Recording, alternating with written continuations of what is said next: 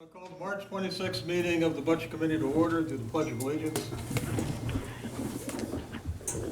Allegiance to the flag of the United States of America, to the republic for which it stands, one nation, under God, indivisible, with liberty and justice for all. Is that what the singers have to go through when they do the action? Okay, we'll call the meeting. We'll do the roll call, starting with the phone. Deb Janik. Present. Brendan McNally. Present. Jennifer Rashley. Present. Sherry Aker. Present. A.J. Edwards is present. Tom Haley. Present. Ruth Hallenbeck. Present. Rick Goslin. Present. Mike Dakotas. Present. Joe Souza. Present. Tom Hamilton. Present. Hamilton. He doesn't have a mic. Who doesn't have Mike? Tom doesn't. You want to move up here, Tom? I can't. Not supposed I'm to. going to move down. Oh, wait, we used last week. Hold We on. used the one from the podium. Hold on. It's over there. Andrew will do it. It's over there. Yeah. Thank you, Andrew. All right, for the audience at large, we have Patricia Hilton, Chairman of the Town Council, on the phone, and we have Jerry Larkin. Jay, you might need your mic over Sorry, we have Jerry Larkin, Chairman of the Tiverton School Committee here. Pat, Trish. or I'm sorry, Trish.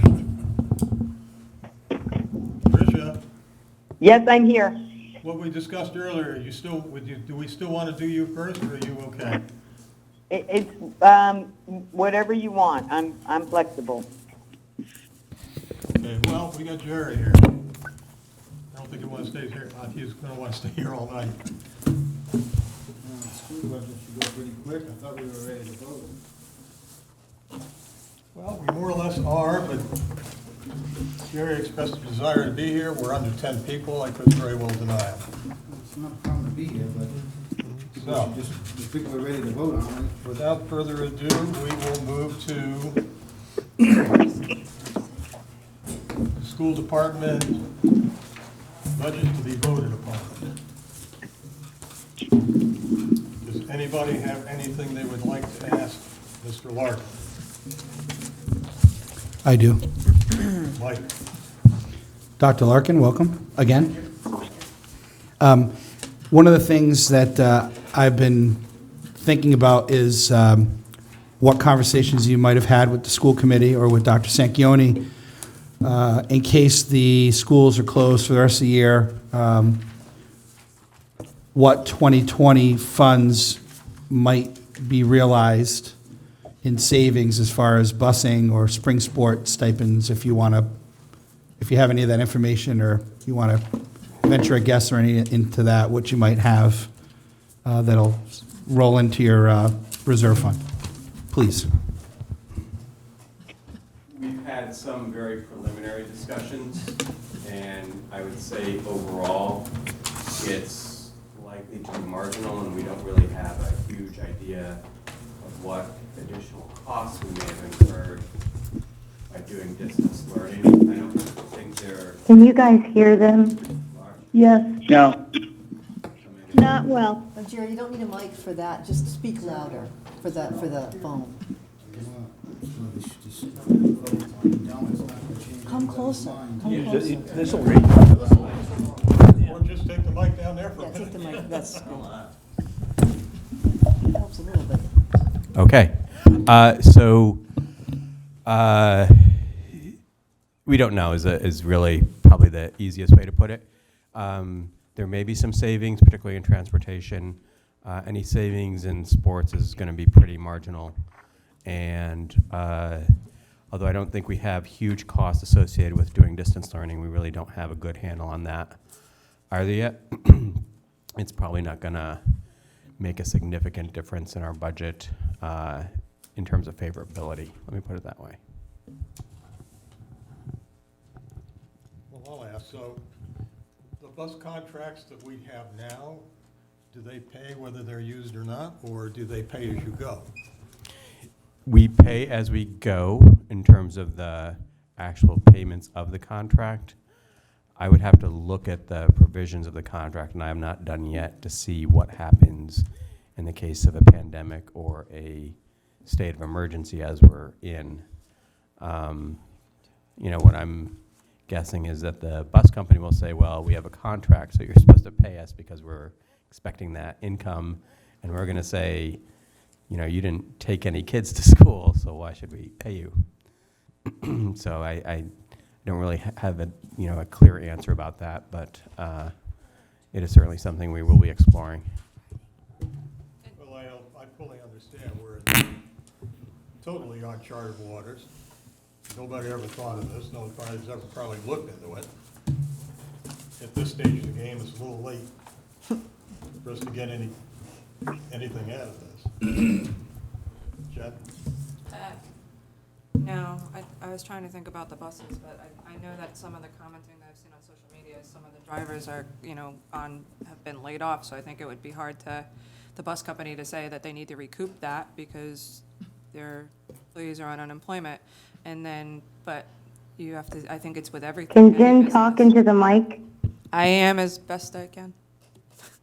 So, Can you hear and even so with that, I mean, not that there wouldn't be a savings, but we're in A little. March, April, May, so possibly 4 months. Right. And one of that would have been a school break. Right. So our total bus contract, I believe, off the top of my head, is about $1 million. So, it's nothing I would throw in the street by no means at all. Yeah. But I think and there probably is, case law or something around what happens to contracts when you have a declared state of emergency. It may be that you don't have to fulfill the actual contract, but I don't know. Thanks, Jay. Jeff, could, whatever money is left to the school department at the end of this fiscal year goes into their surplus and can be spent as they see fit. So it really doesn't, it's better, if they have surplus, it's great, but this year's budget is where the attention is. It's my only point. So, it's not like they're gonna lose, it's not like their money rolls back into the general fund. It doesn't matter if whatever we save this year, it's understood, they'll keep, it doesn't come back to the town or anything like that. It's just interesting to know for the public, Yeah. what the impact of that is liable to be. Anybody on the phone want to comment on anything? I have a couldn't hear anything. Jennifer Ashley? Yeah, I have a question. In the non-instructional staff reductions, it was listed that the SRO position might be one that could be eliminated. Can you speak to that, Jerry? Yes. Is that a place where we could find savings? By eliminating the position? Yes. Is that contractual or? It is not contractual.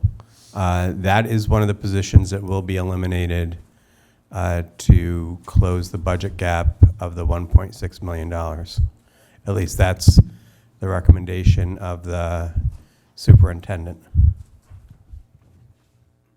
Jay. Did that answer you, Jennifer? Yes. Brendan? I had no questions for Dr. Larkin. Sherry? No questions. Deb? No, I've already asked all my questions. Okay. I have one more on the school resource officer. So. Hey, Jay, Yeah. the only thing I wanted to, I would like to say before we take this vote is that I don't know about everybody else, but, I'm solely making my decision based on the situation, that we're in right now, that we find ourselves in. So, just so it's out there. Understood. I just have a question about the school resource officer. So that is offset. The school department pays his salary. Well, while he's being used as a school resource officer. Right. So if that position is eliminated, will that cost, now he'll be a police officer for the police department, and that cost would go back for his salary to the police department, increasing their budget from the offset? I wondered the same thing, Jen, when we talked about the Because police he's last week. a union Tuesday. employee. Can I maybe get an answer to that? Pat Hilton? Trish. Trish, Who's Pat? you there? Yes, I am. Did you hear that question? Was it about the SRO officer? The question was, Correct. if we were to unfund the SRO officer for the school, he's already a town police employee, would that expense be incurred by the police department without being reimbursed by the school? We would have to go back to the union to negotiate as to whether or not we would have a half-time employee. Unless, we had a retirement or something else like that. So I think that would have to be determined after discussions with the union.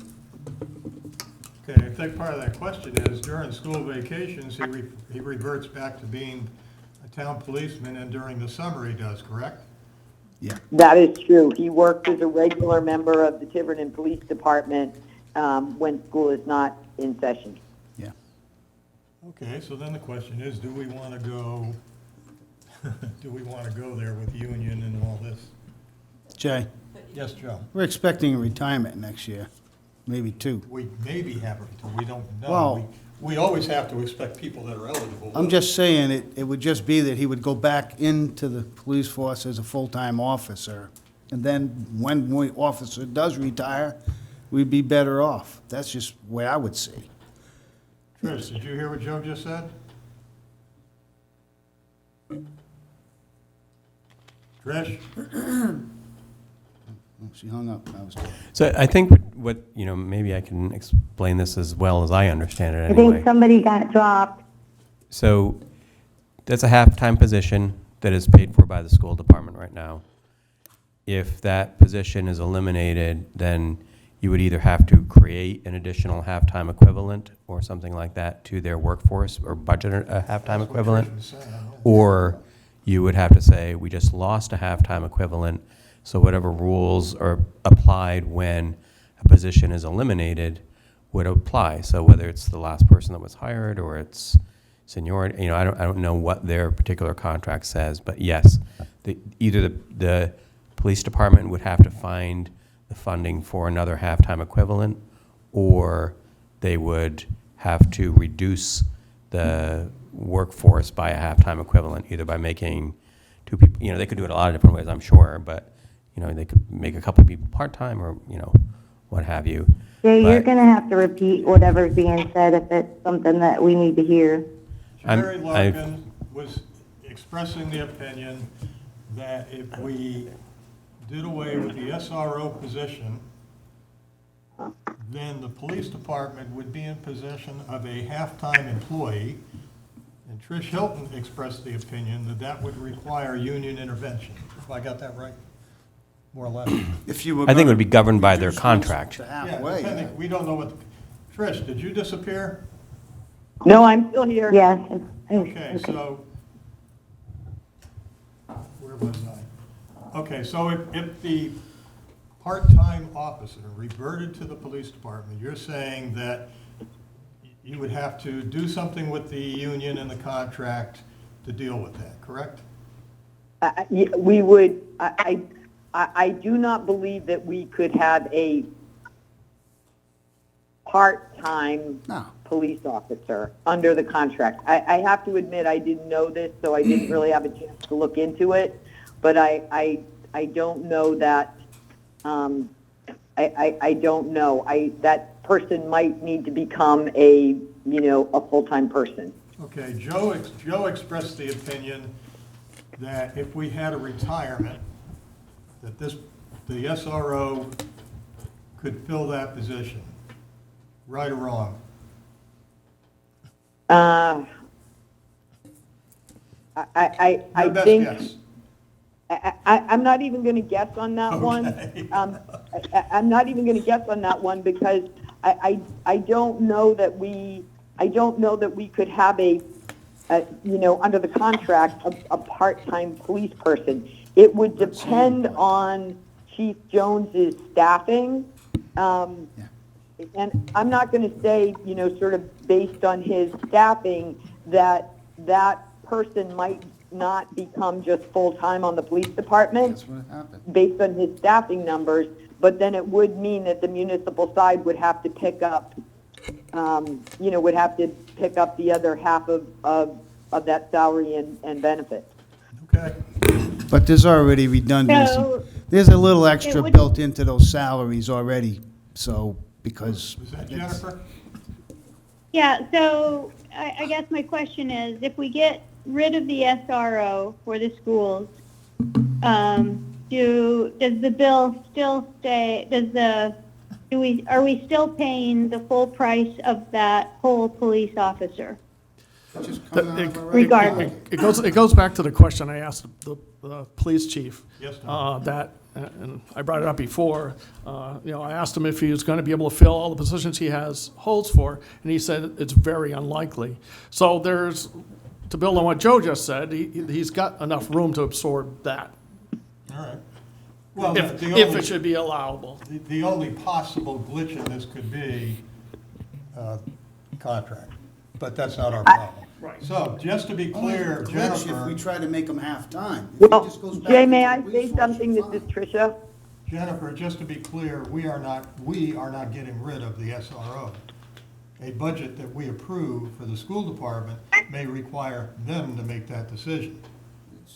I think it's a good choice anyway. I don't think we need police there all the time. Okay, so where are we Okay, at? so Jay, on our budget, Go on. it shows that that's a line item that we hadn't gotten to. It's a line item where that shows us what the reimbursement would be, not what the cost would be. So, Jay, Yes. this is Tricia. Yeah. I just looked at the police department contract, Okay. and the SRO is a requirement of the contract. If we need one. Could you say that again? The SRO position is a requirement of the contract. If we need one. No, what That's it says because is- we have to use an on-duty officer. That's why that's in the contract. Are Because you we telling- wanted to use a retired officer, and they wanted. Jay, to the best of my Can we have ability, one person at a time, please? Well, she's kind of not giving you the whole Joe, story. We need the please. lawyer to come on. Yes, Trish. Jay, I'm just asking politely. I'm trying to answer your question as very best I She can, doesn't know. and Joe. Well, I'm Go sorry. ahead, Trish. Joe, just stop for a minute. I'm not a labor lawyer. That's right. But the contract says the department membership of no less than 27 regular officers shall consist of at least the following positions. And then there's a list of minimum positions. The last position says one school resource officer. So I will, and then there's a whole section on this school resource officer. Okay. So what I'm telling you is that that position exists as a required position in the contract. So I don't know that anybody could answer the question for you as to what would happen without going back to the union, because it is a contract position. Jay, I have the chief mic'd on that phone. Would you like to talk to him?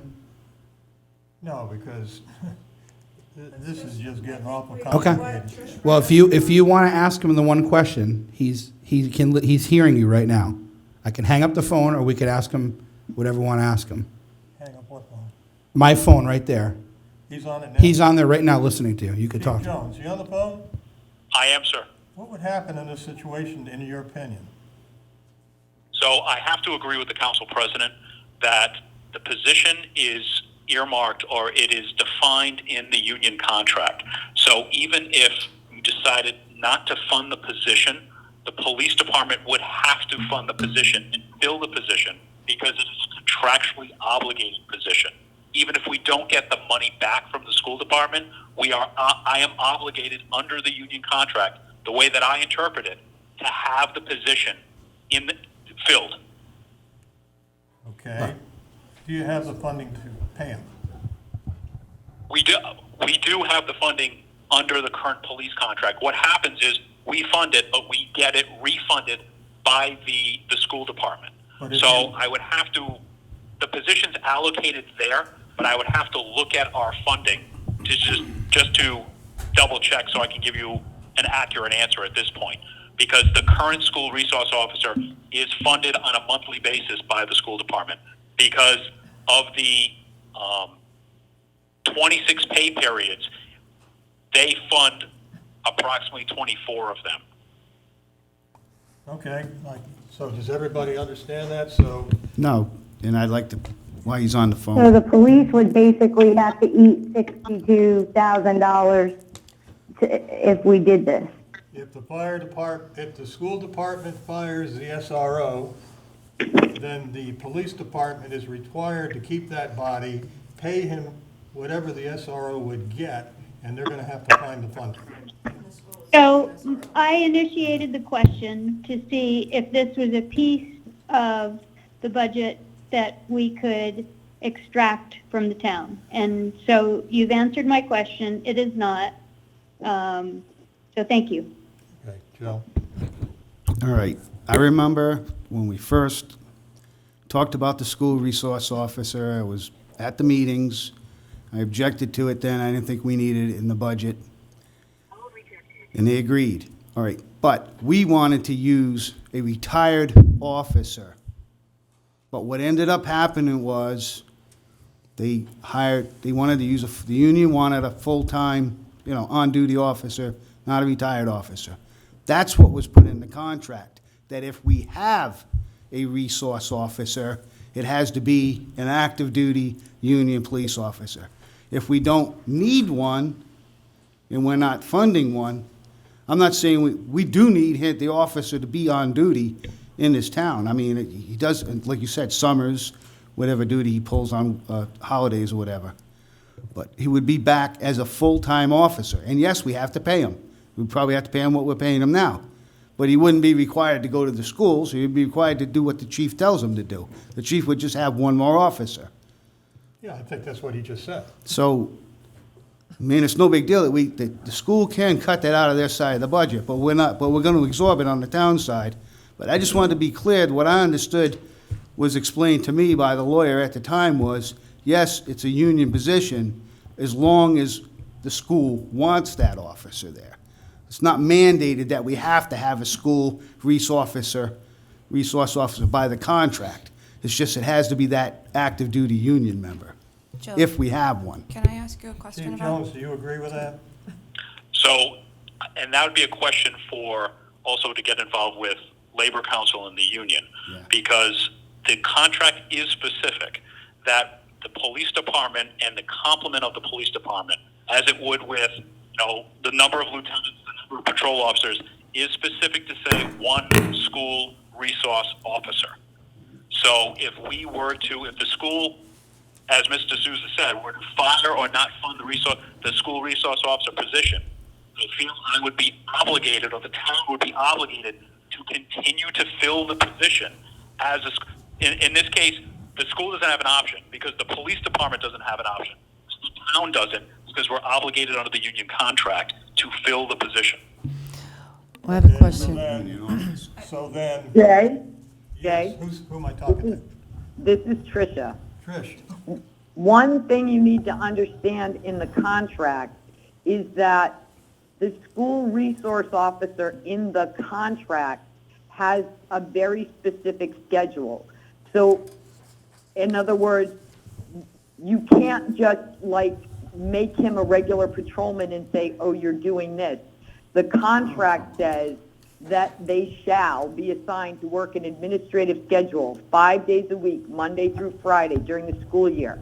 They work a special shift from 7 0700 to 1500 hours. And then it specifies during school vacation, summer break, others, the SRO will work an administrative schedule, 5-day week, Monday to Friday, from 0800 hours to 1600 hours. So again, this is in the union contract. I just want you to understand, without going back to the union, we just couldn't take this person and say, well, we're putting you on 4 to midnight, or you're going to work, you're going into the regular rotation. There's very specific language in this contract about the hours the school resource officer works. All right, Trish.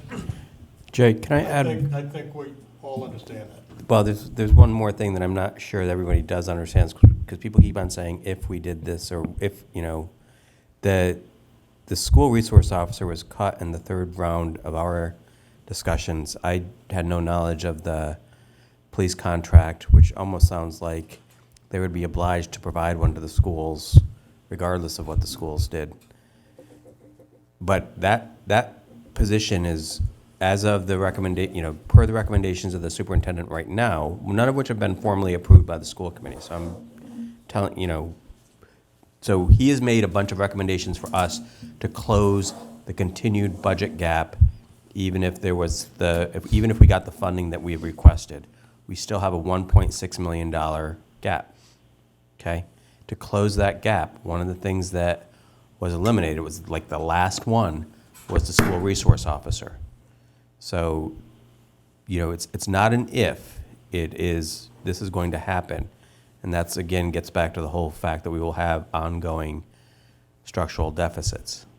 So people are saying, maybe we could have some savings there, and I guess maybe if it sounds like, in a way, the police contract may be a benefit to the school district. That doesn't, I don't take any pleasure in that, and I take, far, far, far less pleasure, as I'm sure every single member of the budget committee or the school committee does, in cutting that position. That's a really bad one. That's going to hurt a lot. Let me ask you this question as bluntly as I can. I'll answer it as bluntly as I can. If you don't get a 4% increase, will you absolutely do away with the SRO?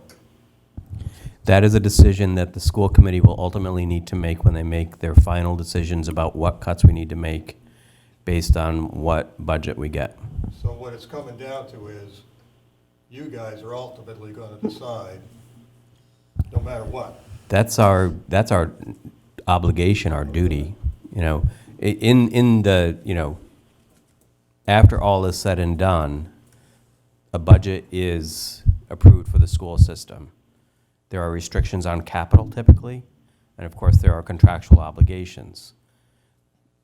Just like the town does, we have the capacity to move money between accounts based on need. All right, then I'm going to express the opinion. You could fund a school resource officer through capital, I guess. We should not allow this particular line item to drive our thinking on the school budget.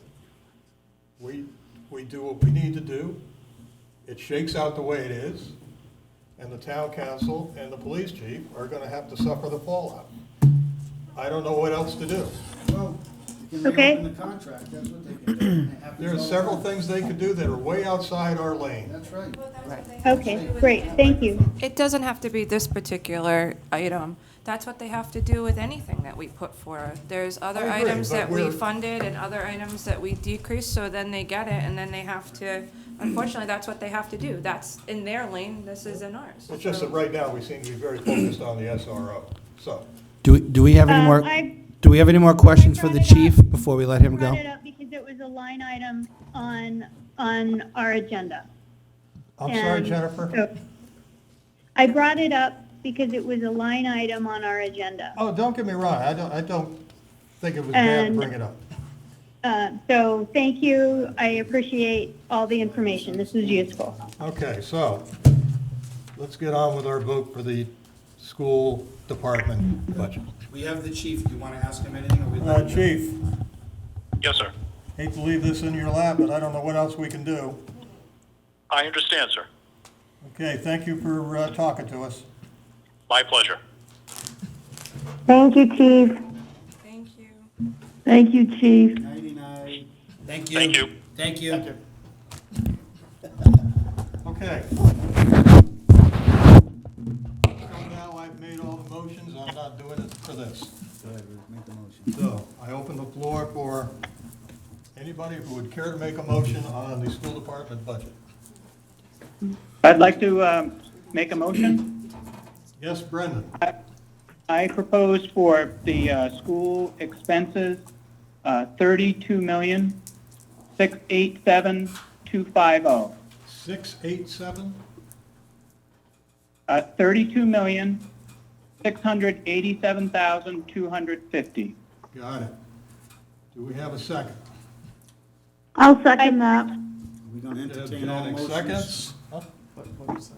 We're gonna entertain all Can motions you, before we can vote? you speak, Brendan, to what that means? Hang on, can you Hold have a on, second? hold on. What, Joe? Are we entertaining all motions before we vote? Yes. Well, we'll get this motion, we'll get a second. We can always amend the motion, just like normal. Well, But let's I do have, this quick. So who was talking? So that would, Brendan made a motion. Did we have a second? We had Deb Janik, right? yes. Yeah. Okay, So discussion. I have a question. This, the proposed amount is a 2.5% increase on what the school department received last year. It ends up being just shy of an increase of 800,000. I'm very mindful of the cap that's going, but I feel like the school department has a tremendous amount of work ahead of them in terms of the cuts that are going to have to take place. I think the schools are important. I don't think we should be the last in the state. I think they've done very well with the resources that they have, and that people won't volunteer to be teachers in Tiverton. We have to pay them a market rate. And I don't envy the school committee and Dr. Sanchioni in terms of what they need to do. And I think that this amount is something that is generous given what we can do with the other pieces of the budget. Anybody else on the phone with further discussion? No, The only question I have is this, sorry, go ahead, Deb, was that you? I was just gonna say, I wish we could give them the 4%, but I just think that this year our revenue is in question, and I want to give them as much as we can. I fully value our schools. I value what our teachers bring to our community. They've definitely shown their flying colors this week and last week, pulling together this distance learning. And that's just a small part of what they do, as huge as it is. So I think that this is fair. It's what we can afford with this budget season.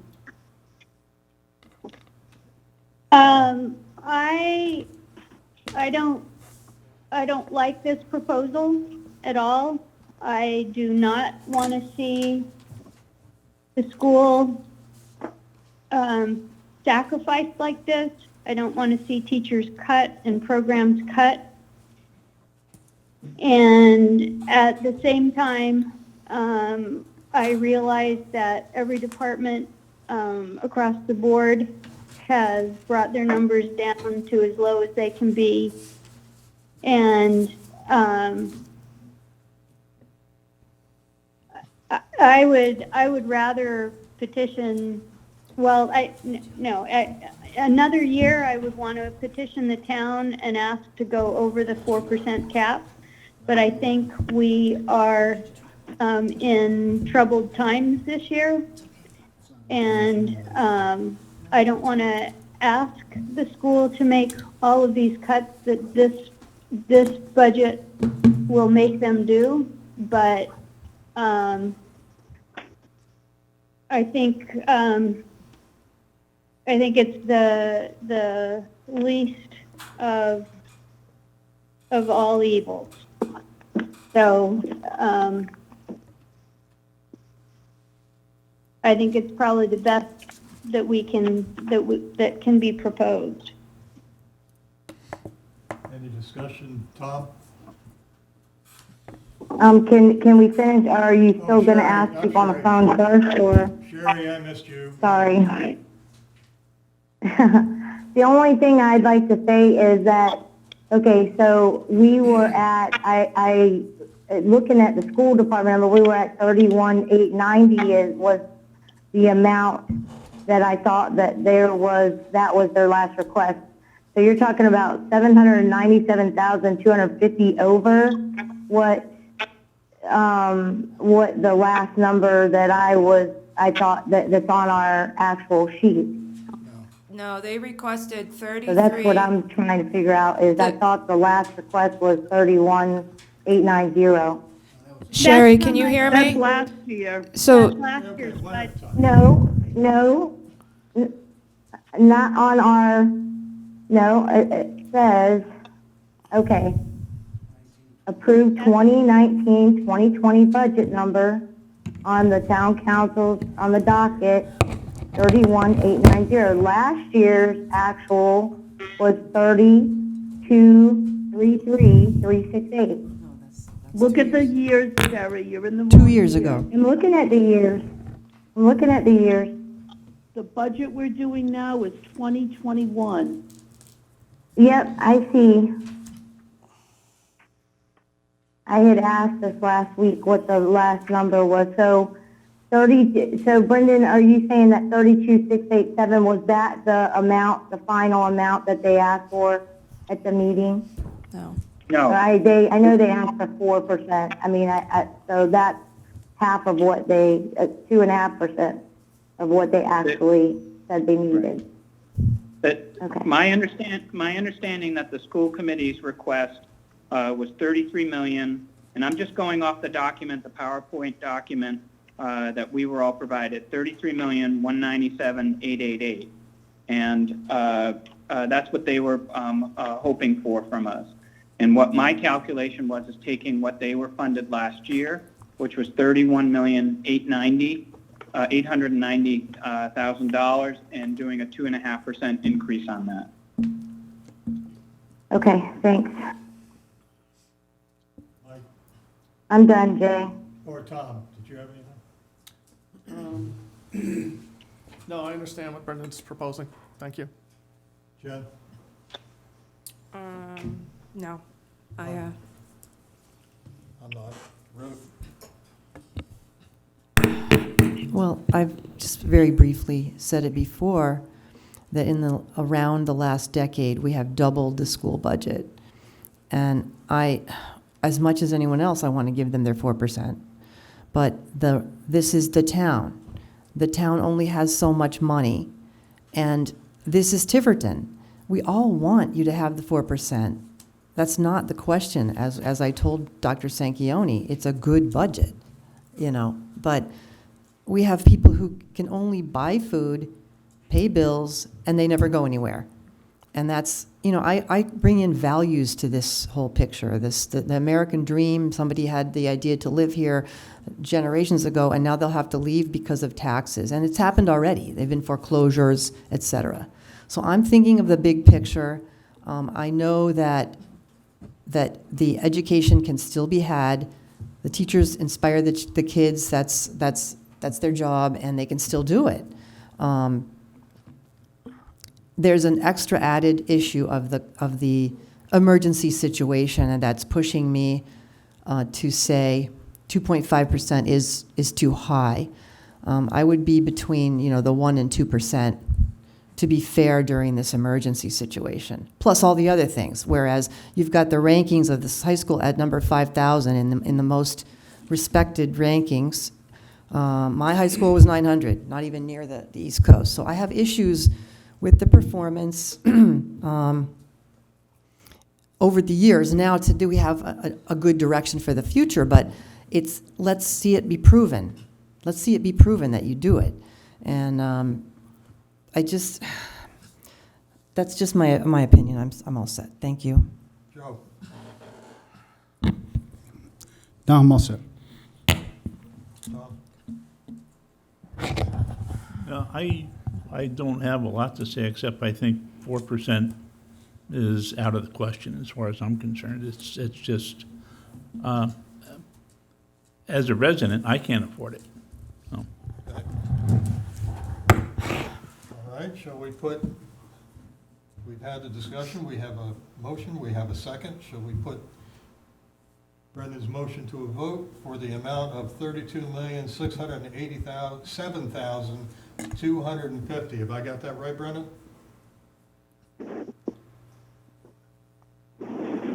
Brendan? Yes, that's correct, Jay. Okay. On the phone, Sherry, yea or nay? Nay. Tom, you keep track of this? Okay, I will keep track of this. Hang on a minute, let me get my cheat sheet out.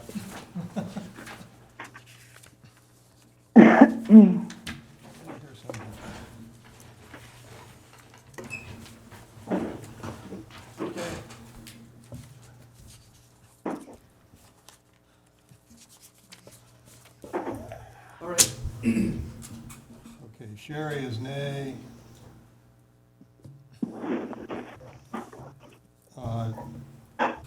Deb? Yay. Jen? Rashley? Yay. Yay? Yes. Aye. Brendan, obviously yay, right? Yay. Tom Haley? Nay. Yes or no? No. He said No. nay, nay. He said- I'm having trouble with yays and nays. I'm just gonna stick to yes and no. Yes. Jen, yes? Mike? Yes. Tom Hamilton? no. Joe? No.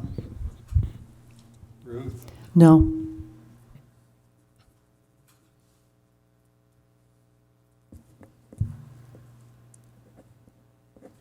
Who am I missing? You. You? Jay. Vote Jay. Should be 5-5. No, I'm missing two people. Jennifer was yes, Brennan was yes, sorry. Jennifer was yes, Brennan was yes, Deb Janik was yes, Sherry was- Jen Jocelyn was yes, I was yes. No, Ruth, Joe, Tom, Sherry. I don't have Ruth. I got you, Ruth. Ruth was no, right? Yeah.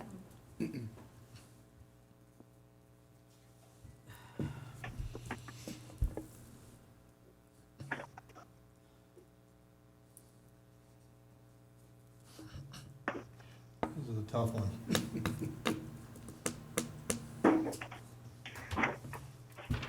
I'm gonna say no.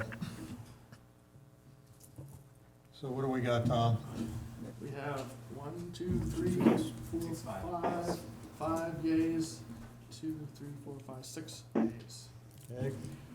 We have 5 yeses, 6 nos, the motion fails. Jay? Oh, when you're ready, I'll make a motion. Okay, we'll entertain, does somebody else have a motion for the school department budget? And remember, with the motion, most of us are doing this due to the situation, the emergency situation in addition. So it's, my motion would be to fund the schools at 1.5%. I haven't done the math, so if somebody wants to do it, it's 1.5%. That's my motion. Got to do a number. You gotta Yeah, get you to need do to a do number, another. Ruth. Hang on one Okay, 1 second.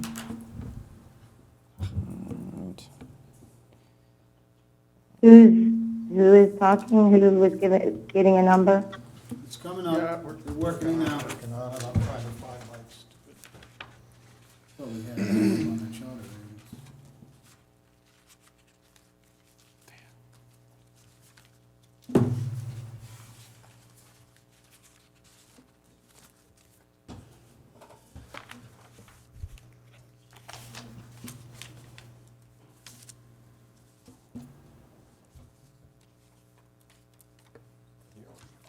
A couple people do it, and you can double check me.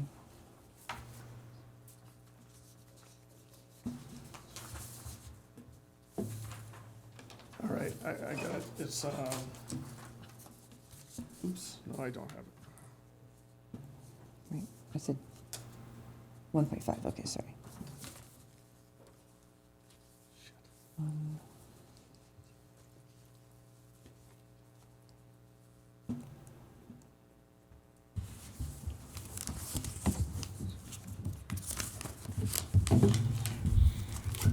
Jay? Calculators, if it'll help. I I'm can't see doing the it. numbers on it. I grabbed the wrong number. Me too, just The so. number is 32,368,350. Can you say that louder, please? 32 million, Use the mic. I'm sorry. 32,368,350. Seems pretty right.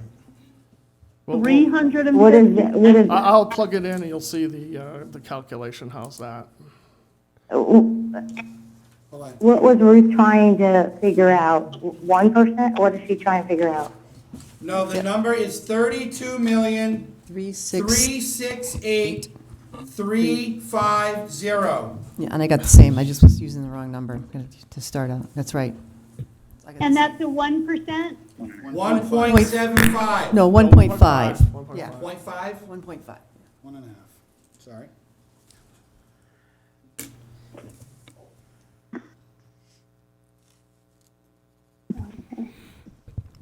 Jay, when I can, please. If I could, please. Just wanted to say that I would support this number, but there are some issues at the school, particularly Ranger School, where there's sections of the wall that have holes in it. There's that brand-new school on the north side, there's actually holes in the siding. I didn't bring any pieces with me. So, on the capital side, I think I've found some money that we could possibly use to put into some revenue to make sure that the worst part of that building is taken care of, because I wouldn't want to see that taken out another year. I mean, literally, we're talking about mildew, getting water and mildew in the walls. There's some money available. But we're not doing capital. I'm just saying that this, I don't want to totally abandon any repairs to the schools with this budget, because they're talking about cutting everything under the sun, and usually the first thing they cut is the maintenance to the buildings. So I want to make sure on the town side, we address that. That's my point. Jill, can I ask for clarification? Does that mean that you intend to put a motion in for capital on a separate vote? Or are you including it in that number? Well, it would be on the town side, but the school would be in charge as usual, like last year when we put the money in the town side. Yeah, but wasn't there an issue with that? Like if you give it? No, listen, No? the capital is not Separate. included in their operating budget. So that's what you're discussing, putting a Last separate year- capital. No, he's line. just offering in the future. Let me finish. Go ahead. Last year, Yep, I remember. we passed a resolution that basically restricted the capital that went to the school, didn't restrict it, it put it under control of the town treasurer. But I thought there was legality with that because. It passed, it flew, I talked to the treasurer about it, she said we should do it again. The only issue, you think that the legality was that the school department is totally in charge of the spending. The school spends it. You know what I'm saying? That was the legality part So of it. that's your intention? It's their is money to spend, we did, but it So, just is do put we on have the a capital number, side. So So it's that- restricted to capital, but they can use it for But that's your capital. intention is to vote for Yes. some capital items? 32,368,350. 32 million what? $32 million, 368,000, 368, 350. 350. Mm-hmm. We have a motion by Ruth to fund the schools at $32,368,350. Do we have a second? I'll second that. Tom Haley seconds. Any discussion on this number? This is going to make the schools they'll be running a deficit of over $1 million. More than that. More- I more- already know that. More than $1 million. They're going to be cutting teachers and programs. And, geez, if we want anyone to take care of us when we get old. These kids aren't going to be smart enough to go to college if we keep cutting them back like this. Can you read the total increase in dollars? $478,350. So it's a $478,000 increase, it's not a cut. Right, but she's saying what has to be changed in their budget. The fact is, that is their job, to rearrange the things, whatever they need to do. Yeah, and What did you say the increase was, 478, 350. Okay. And again, it's the urgent situation this year.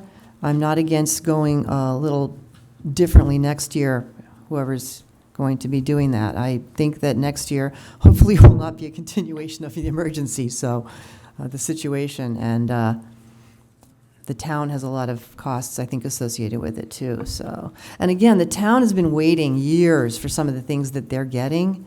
They've been very patient because of the decade-long bad economy, et cetera. It's been very difficult. And I think that as time goes on, we can ease up. We did give last year. They got another $500,000 added to the 4% last year. I thought that was great. That's very helpful. But we had something happen this year. That's all I'm trying to say. Any more discussion? They also, the school has spent down all of their reserves, and with their budget proposal, they're going to spend down everything that they have, so that their structural deficit, it's continuing to get so high that we're going to be splicing 10, 15, 20% of our programs and faculty. It's insane. Jen, can I ask you a question? What if it was your household? If it was your household and you weren't getting as much income, what would you do? What would you do? You have to do something. You have to do something to be within the ability of the taxpayer to pay. So Ruth, we've cut back everything. Jen, it's our mandate to make sure it's within the ability of the We've taxpayer cut back everything to pay. But cutting that much, you're just decimating your school programs. If you want to race to the bottom, there you go.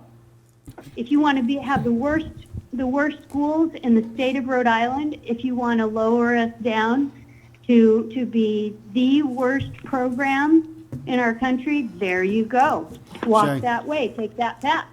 I think it's fair to say we've made our minds up. Of the great I American don't think that anybody you can are change their mind. in voting for that type of a budget. Jen, just one more thing, Jay. Let's go to Jen. vote. One Let's more just thing. vote. I want her to feel better about it. Let's vote. Counterproductive. Can I make a point? We have raised it. We're doubled it. We're just in a You're circular both argument. different right sides now. of the coin. You're arguing. Let the Jay same thing. speak. We're in a circular argument right now. We're not getting anywhere with this. Right now, we're just expressing opinions. So, I'm going to call the vote. Thank you. On the phone, Sherry Aker, yay, yes or no? No. We have a no. On the phone, You were no on 1.5. Did she understand what the vote was? the vote, Sherry, is, you understand this, for $32,368,350, correct? Correct. Yes. And you vote no. Yes. Thank you. Deb Janik, I vote no. Brendan McNally, No. Jennifer Ashley. Absolutely not. No. Big time. Okay, thank you. At the Adamantly. table, Mike Dakotas, No. Tom Haley, Yes. Ruth Hollenbach, obviously yes, right? Yes. Tom Hamilton, Yes. Jennifer Jocelyn, No. Joe Souza, Yes. and I am going to vote no on this one.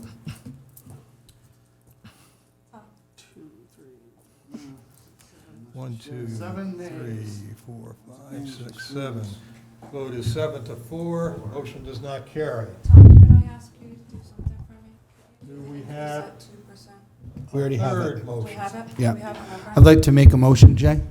Mike, I'd like to make a motion for a 2% increase. 2%? The total should be 32,527,800. If someone could check that, because my math is not great. It'll calculate. What's the number again? Sure, 32,527,800. Yeah, don't worry if it's 2% or what Yeah, the yeah. percentage is. It's exactly Just have a 2%. number. I'll second that. We have a second from Jennifer Johnson.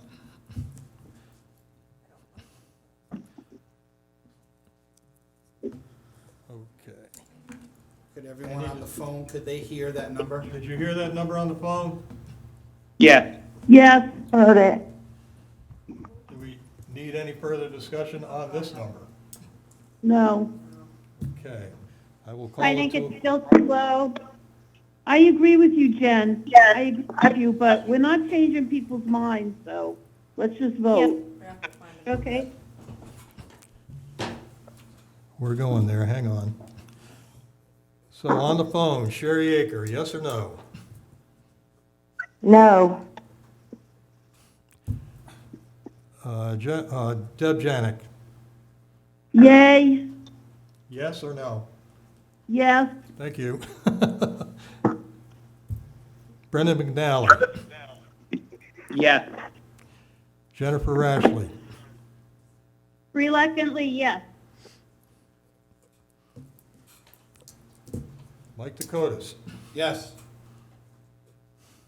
Tom Haley, No. Tom Hamilton, Are there gonna be more motions after this? Could be, if it doesn't pass. But we've No. already said no. Ruth Hollenbach, No. Jennifer Joslin, Yes. Joe Souza. Yes, thank you, Joe. Jay Edwards also votes yes. Thank you. Joe, thank you. Well, we have 6 yays, Seven yes. 7, who did I, oh, Closest we're gonna get to 1.5. That's what I was gonna say. Joe, I wanted to say, I'm pretty impressed with you, Okay, Joe. Joe, let me I wanted to finish, say- Let me Hold on, finish. let Jay go. We have 7 yays or yeses, 4 noes. The motion carries in the amount of $32,527,800 for the school department. That does not include capital. can I make one comment to Joe Yes, specifically? ma'am. So Joe, I read something that you wrote online this week about, there was somebody talking about taxes and about the school department. And in your line, I'm gonna quote it incorrectly, but Is you this relevant? said it's about finding compromise. And what you just did at the table did what you said in that line. And usually, we don't see eye to eye or sit on the same aisle, but I do believe it's about a compromise between all demographics in town, and I've said that before, and I appreciate that effort that you made today. Very Well, good. I may as well be brutally honest. If somebody said 0 and we had the votes, we probably would have done it, so. We all understand that. So let's be honest. He's not. Was there any doubt? We don't have the votes. 2% was the compromise. Okay, let's get on to, as long as we're doing this, we should probably do school capital. So the school has requested a capital request of $595,500.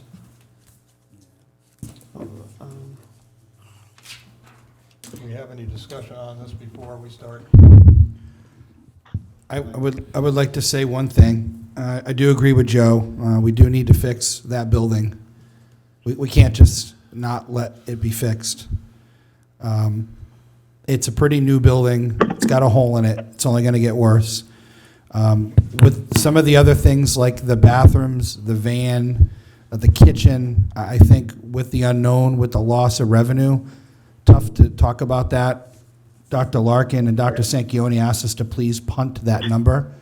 However, for me, I still think we should put putting some money aside for Ranger, and I'm not sure if they could do something with the steps.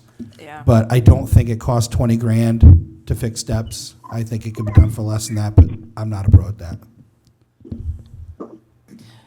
Any other comments? Ruth? On the repairs and on the maintenance, when was the building built with the wall issue, Joe? What year? 10 years ago. 10. 10? Paying on the bond. Okay, so that's basically a regular maintenance issue that they did not do. Okay, I don't know who's responsible. I think is to let us know or to even put it out there that it needs to be done. That's something like, okay, so I let my roof go and didn't do anything to the lichen that was on it and the shingles got eaten away. So whose responsibility is that exactly? You know, the person that sees it. I mean, it's Can I just like. respond, Jack, please? Go ahead. Just to respond. I just want people to realize that the Ranger School has the same siding that the library does. Okay? Does that say it all? And the reason I made sure we went outside last year to look at the holes at Ranger was because that's what we're facing at the library. So I'm very serious that to avoid floating bonds in the future, I mean, the pennies we spend now we'll pay more interest on the bonds than it would cost to fix it now. So my motion would be for capital, would be $80,000 when you're ready. I mean, I think would take care of the Anybody on steps phone and the Make siding. a comment on any of this? I'm No. just, yeah, on the Capitol, I agree with, the siding at Ranger, the stairs at the middle school. I would like to see the door at Fort Barton, that wooden door and frame. I have no idea on the cost of that stuff. I'm a healthcare worker, not into maintenance, so if you think that the numbers are not correct, and they're too high, and we could get away with something lower, those are the three things that I think are the most important to fund. I agree with everything Joe was saying, a penny now or a pound later, but if you think the numbers aren't 10 years correct, ago. I'll go with whatever numbers you think, but those are the three I think are important. Okay, Sherry? I just needed to know what was the number being proposed? The requested number is 595,500. You should have a copy of that. And what did Joe? You should have a copy. Yeah, no, of did that Joe- list of what it covers. Joe hasn't made a motion, we haven't. I don't have a do, motion. I You don't have a do. motion Okay. I'm just having a hard time here, and I thought Joe made a motion. No, Okay. no. Suggested. Jennifer or Brendan?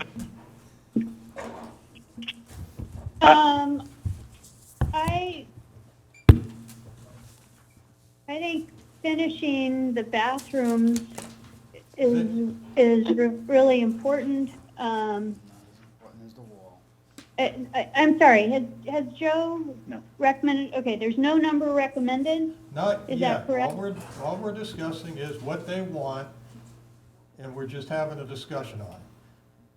Just to be Okay. clear, the bathrooms that are currently being renovated will be finished with the money that they have from this year. Okay. Okay. Does Um, anybody have a recommended number for school capital, starting on the phone? Before we get to the number, sorry, I'd Tom. like to also add, they have a dishwashing machine that leaks, and it's 30 years old or something like that. It's as old as the building. It's as old as the building. I don't think that's right. And my research says you can get a pretty good one for about 16 and change, and a super deluxe one for like 26 and change. Doesn't work like that, though. Just, if I Well, could plus interrupt one installation. second. As soon as they take the washing machine out, the plumbing behind it's gonna need repair. Okay, so that's the way it works, Right, so. right, so there'll be a We cost. can only accomplish so much this year. Okay, So my thought was pick the things that are really gonna hurt, all right, and that's exterior, mostly. Right. Because that's where the rain's getting in. yeah, Of course, we all understand Joe wants a payback, so, that whatever we give them, yeah. they will pick and choose what they're Okay. gonna do. All right. Well, We can't define what they use it for, we could just define what they get. yeah, well, Okay. they're not gonna renovate bathrooms with No, they're not. $85,000 to $100,000, They're not. so it's, All right, so do we have, I have a does comment. anybody on the phone have a recommended number? I, 3 million. I recommend, 40,000. 40? Oh, no, I'm going with Joe's number. Joe was at 80. Did I, Jennifer, I'm sorry. 4000? Did Joe have a different number? Joe was at 80. Well, he I did. did forget about the door, so I would. I would think make that- it Why don't we do that? 100. Why don't, Jake, can I make a suggestion, please? I know people on the phone are having a hard time hearing. Why don't we let Joe make the first suggestion and we can go from there? That way we can tell them in the phone where we're starting. Okay, that would be great. All right, thank you. All right, anybody have a problem with that? Joe? I'm fine with that. Ruth, did you I'm fine. Just one quick comment on the bathroom repairs, that last year, they put this number out for the bathrooms, that no one mentioned that 3 other sets of bathrooms are going to be needed in the future that they have not maintained. They let them go downhill without repairing them. That, I think. That's was not very- true. Yes, The it is. Hold on. I never was told that there were 3 other sets, never. And so I thought that when those 2 bathrooms were repaired, that would be the end of the bathroom saga. Okay. Hold on. She's interrupting. We did see him we did see him when we toured. No, I didn't say we The didn't. multiple tours, every year I go there, I they show me didn't those see that bathrooms, the and I call them no, the other nostalgic. bathrooms were not. Ruth, we're not good. One person at a time, He- Ruth has the floor. I'm saying that no one said anything to me, and I saw the other bathrooms, they were not as bad as those 2. So no one ever said, okay, so in the future, we will be eventually needing to repair these other 3 sets of bathrooms. I find that that was not really upfront. I would have liked to know that that was coming, So just to say that, and so that, and that makes me want to wait longer because no one mentioned it. It makes me want to wait longer. Just maintain what you have. My high school, that's number 900 in the U.S. world. Okay. They're maintained their bathrooms. They're number 900 in U.S. News Report. This high school is number 5,000. Please do something. It was handicap accessibility was the biggest problem with the bathrooms. My motion is gonna be $100,000 for capital. Joe has made a motion for $100,000. I'll very for excitedly. school I capital. second that. Second. I second that. Jen Rashleigh seconded it. Okay, let me make a note of that. I enthusiastically. Jen Rashleigh, second. God, I need a secretary. Joe Souza for the win tonight. That's right. Okay, we have a motion and a second for $100,000 for school capital. We'll put it to a vote. On the Any phone. discussion? Oh, any do we discussion, have to? I'm sorry. Do we have to? We just had a lot of discussion. We had it. We already had it. Skip ahead. Wow, I'm so impressed, Joe. I'm thinking of my pocketbook 5 years from now, so we don't have to float a bond, so, I mean, it's all about me, believe me. He's working on the maintenance that wasn't done. Oh, Lord. Lord have mercy. Are we still in discussion, or are we going to vote? We're gonna vote. Vote. On the phone, Sherry Aker, yes or no? Yay.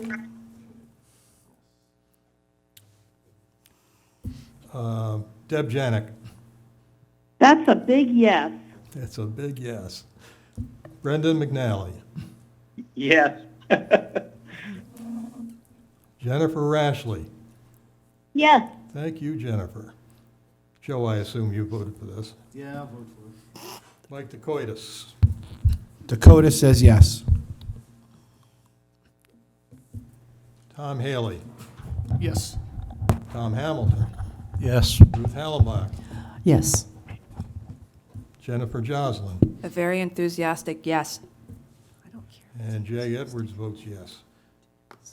Holy crap, unanimous. Thank you, Joe. Thank you, Joe. Let the minutes reflect that the chair said, "Holy crap." And that everyone voted unanimously for Joe Souza's, Motion. Motion. that when I make the Did we ever, did we ever see that coming? This will go down in history. Yeah. Jay, can I say one last thing before we close the book on the schools? Dr. Larkin, thank you for coming. I know you put a lot of work into getting where you are with the school department. I want to say after 1 week of, and I know Jen Jocelyn maybe would want to comment on this, but the distance learning I know was put together quickly. I want to give our administration and the teachers a lot of kudos for this. I've seen the way it's been rolled out for 4 days now, and every day gets a little bit better. I appreciate everything the teachers do. I support the schools and continue to support the schools.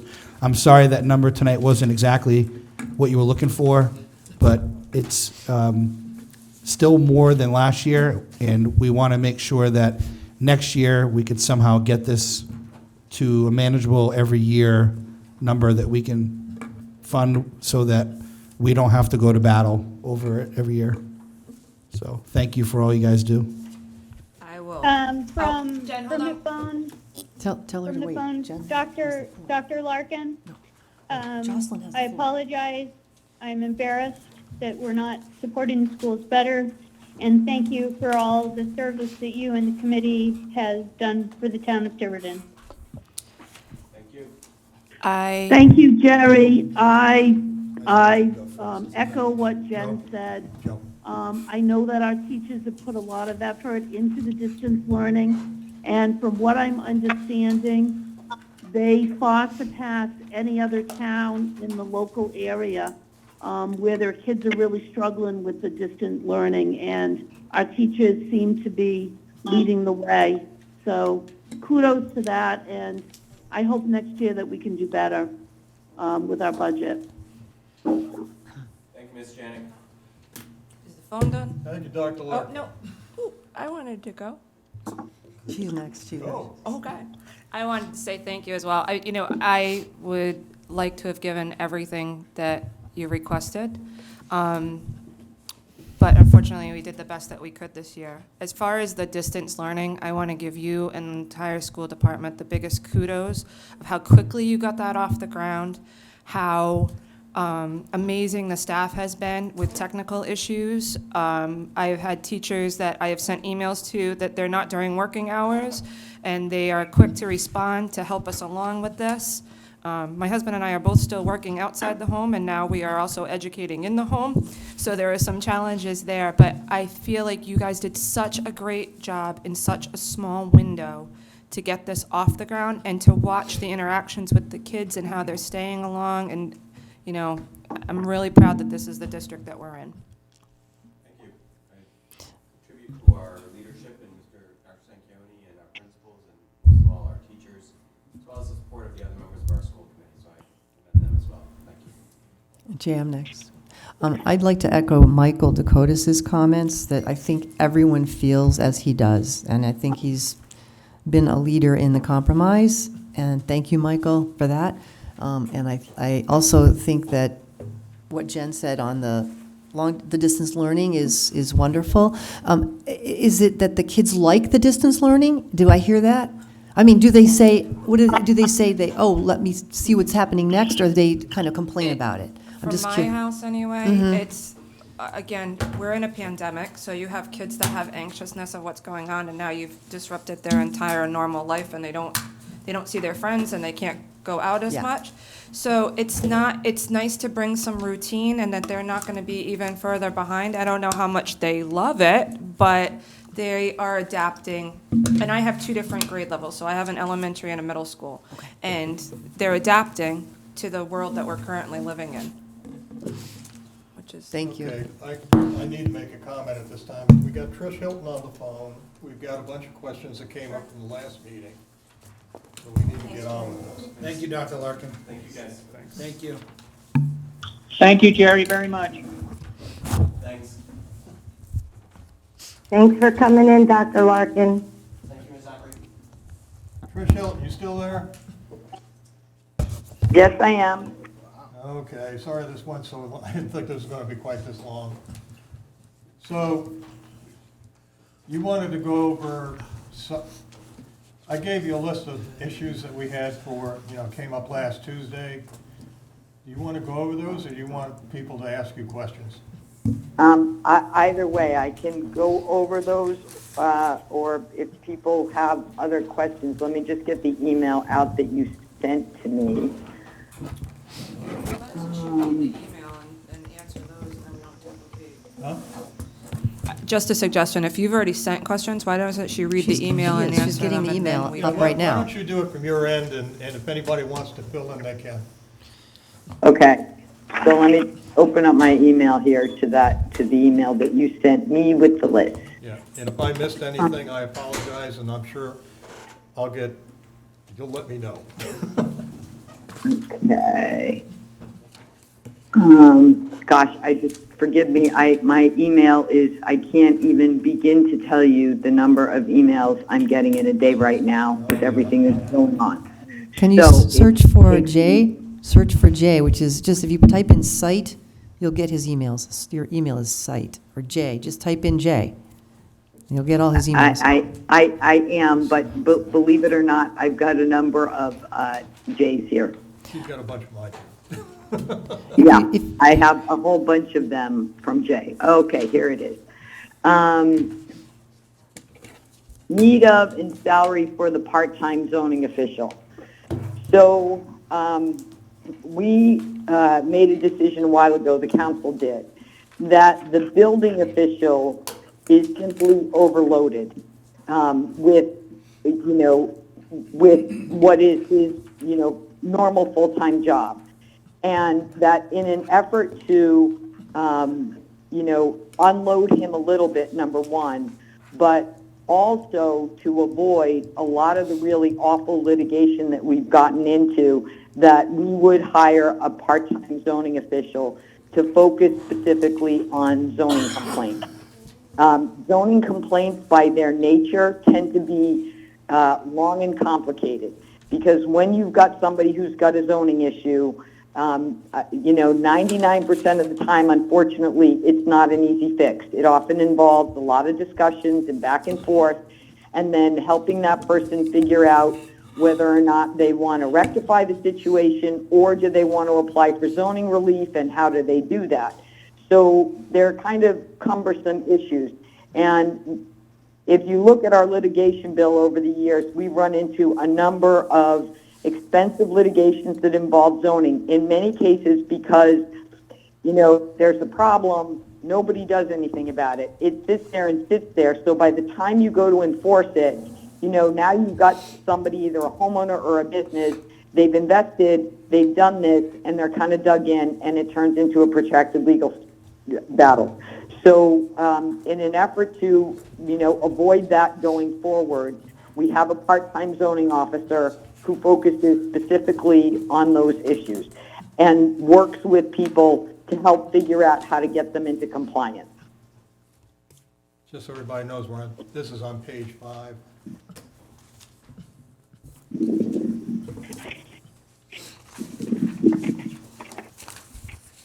Okay.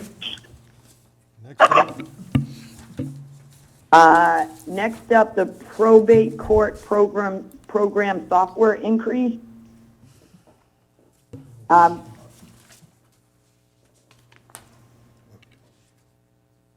We are, somewhat at the mercy of the vendor, who this year was acquired by another vendor, and then did some upgrades and improvements to the software, but they have increased the price.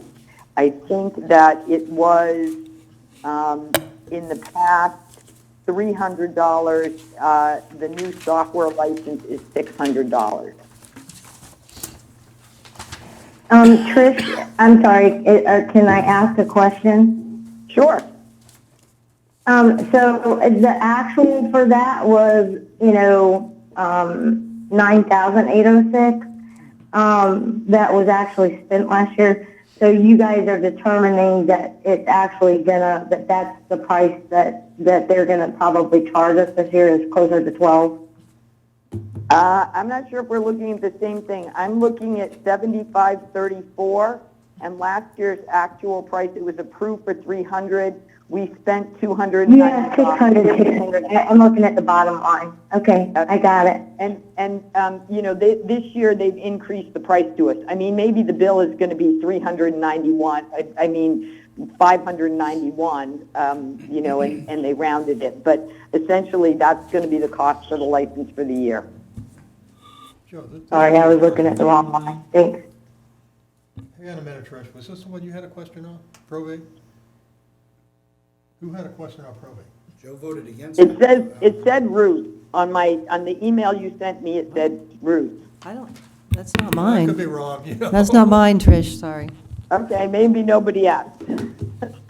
Okay, so, I have that one passed. Yeah, I don't have records. yeah, well, a lot of these, like I said, Wait, a is lot that- of these did pass, but we did have some questions. Jay, the item, is that Okay. probate court? What is it? Which is the Okay, item? one was let's do it another way then. Okay. One was the fire department clerk, part-time clerk. Right. Could you run us over that real Yep. quick?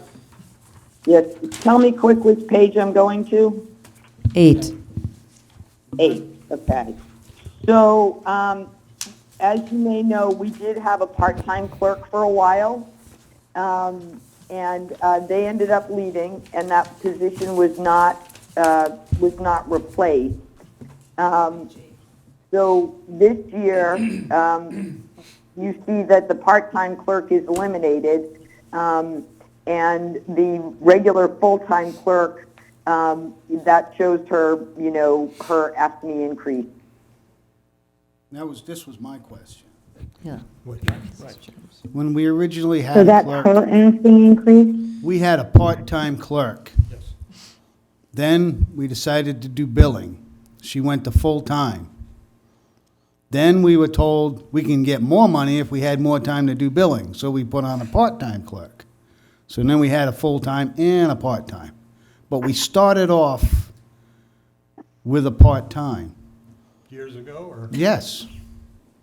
And my question was, why, since she's not doing billing anymore, why can't we just go back to the part-time clerk that did the little bit of clerical that's required by the fire department? Trish? So I will have to look on the dockets, and maybe they're here. But for as long as I can remember, there has been a full-time clerk at the fire department.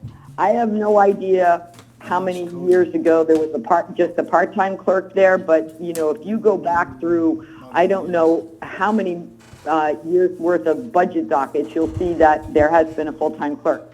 One of the things that you have to remember about the clerks in departments like the police or fire or DPW is that they're not just doing a small amount of paperwork. They're the ones that keep track of everybody's hours, submit all the payroll. They're also the ones that, you know, they do all the ordering and approve the bills, which they then send to the treasurer.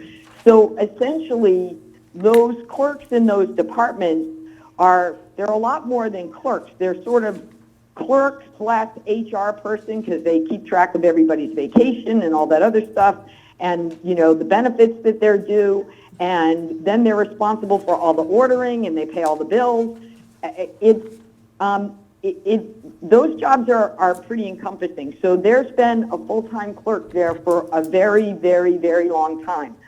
What we did a couple of years ago, in an effort to increase the amount of billing that we could do, because the full-time clerk, she just didn't have the hours to do it. I mean, you know, to bill privately for all those ambulance runs. In an effort to increase the revenue that we were capturing, we hired a part-time clerk. It worked out. She decided not to stay. The chief then recommended that rather than replacing that part-time person to do this, that we go to, you know, a third-party system to do the billing. Well, there was a part-time clerk sometime around, let's see, because it was my first year on the budget committee, the first time Alex Cody was when it was pushing to make her full-time.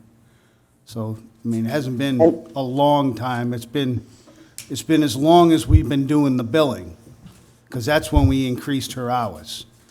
And as far as her doing everything you just subscribed pretty much the shift officers are responsible to get all that information down to the treasurer, whoever called in sick, fill-ins, and all that kind of stuff, so. No, actually, the clerk handle. She all- might handle every some time of it now everybody- because they put it on her, but at one point, that was the responsibility of officers to report on their men. So I don't know if they're putting the work on her, but then we were told, oh, she answers the phone, does all this, and bottom line is, she was part-time before we were doing billing, and that was my point. Well, I have a question. I don't know how many years ago that was, but as I don't said, know. for as Don't long as lose I've been involved and as long as Judy's been there, that has been a full-time clerk position. I have a question.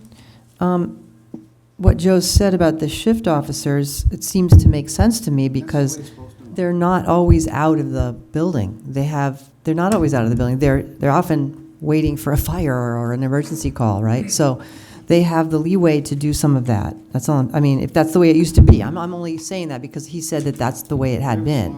So it seems like that would be okay for them to do that. Can I make a motion to move on to the ones that we need to vote on so we can get those clarifications? The next one was Public Works, and the particular heartburn with that was Page we had 12. a significant increase with the DPW clerk.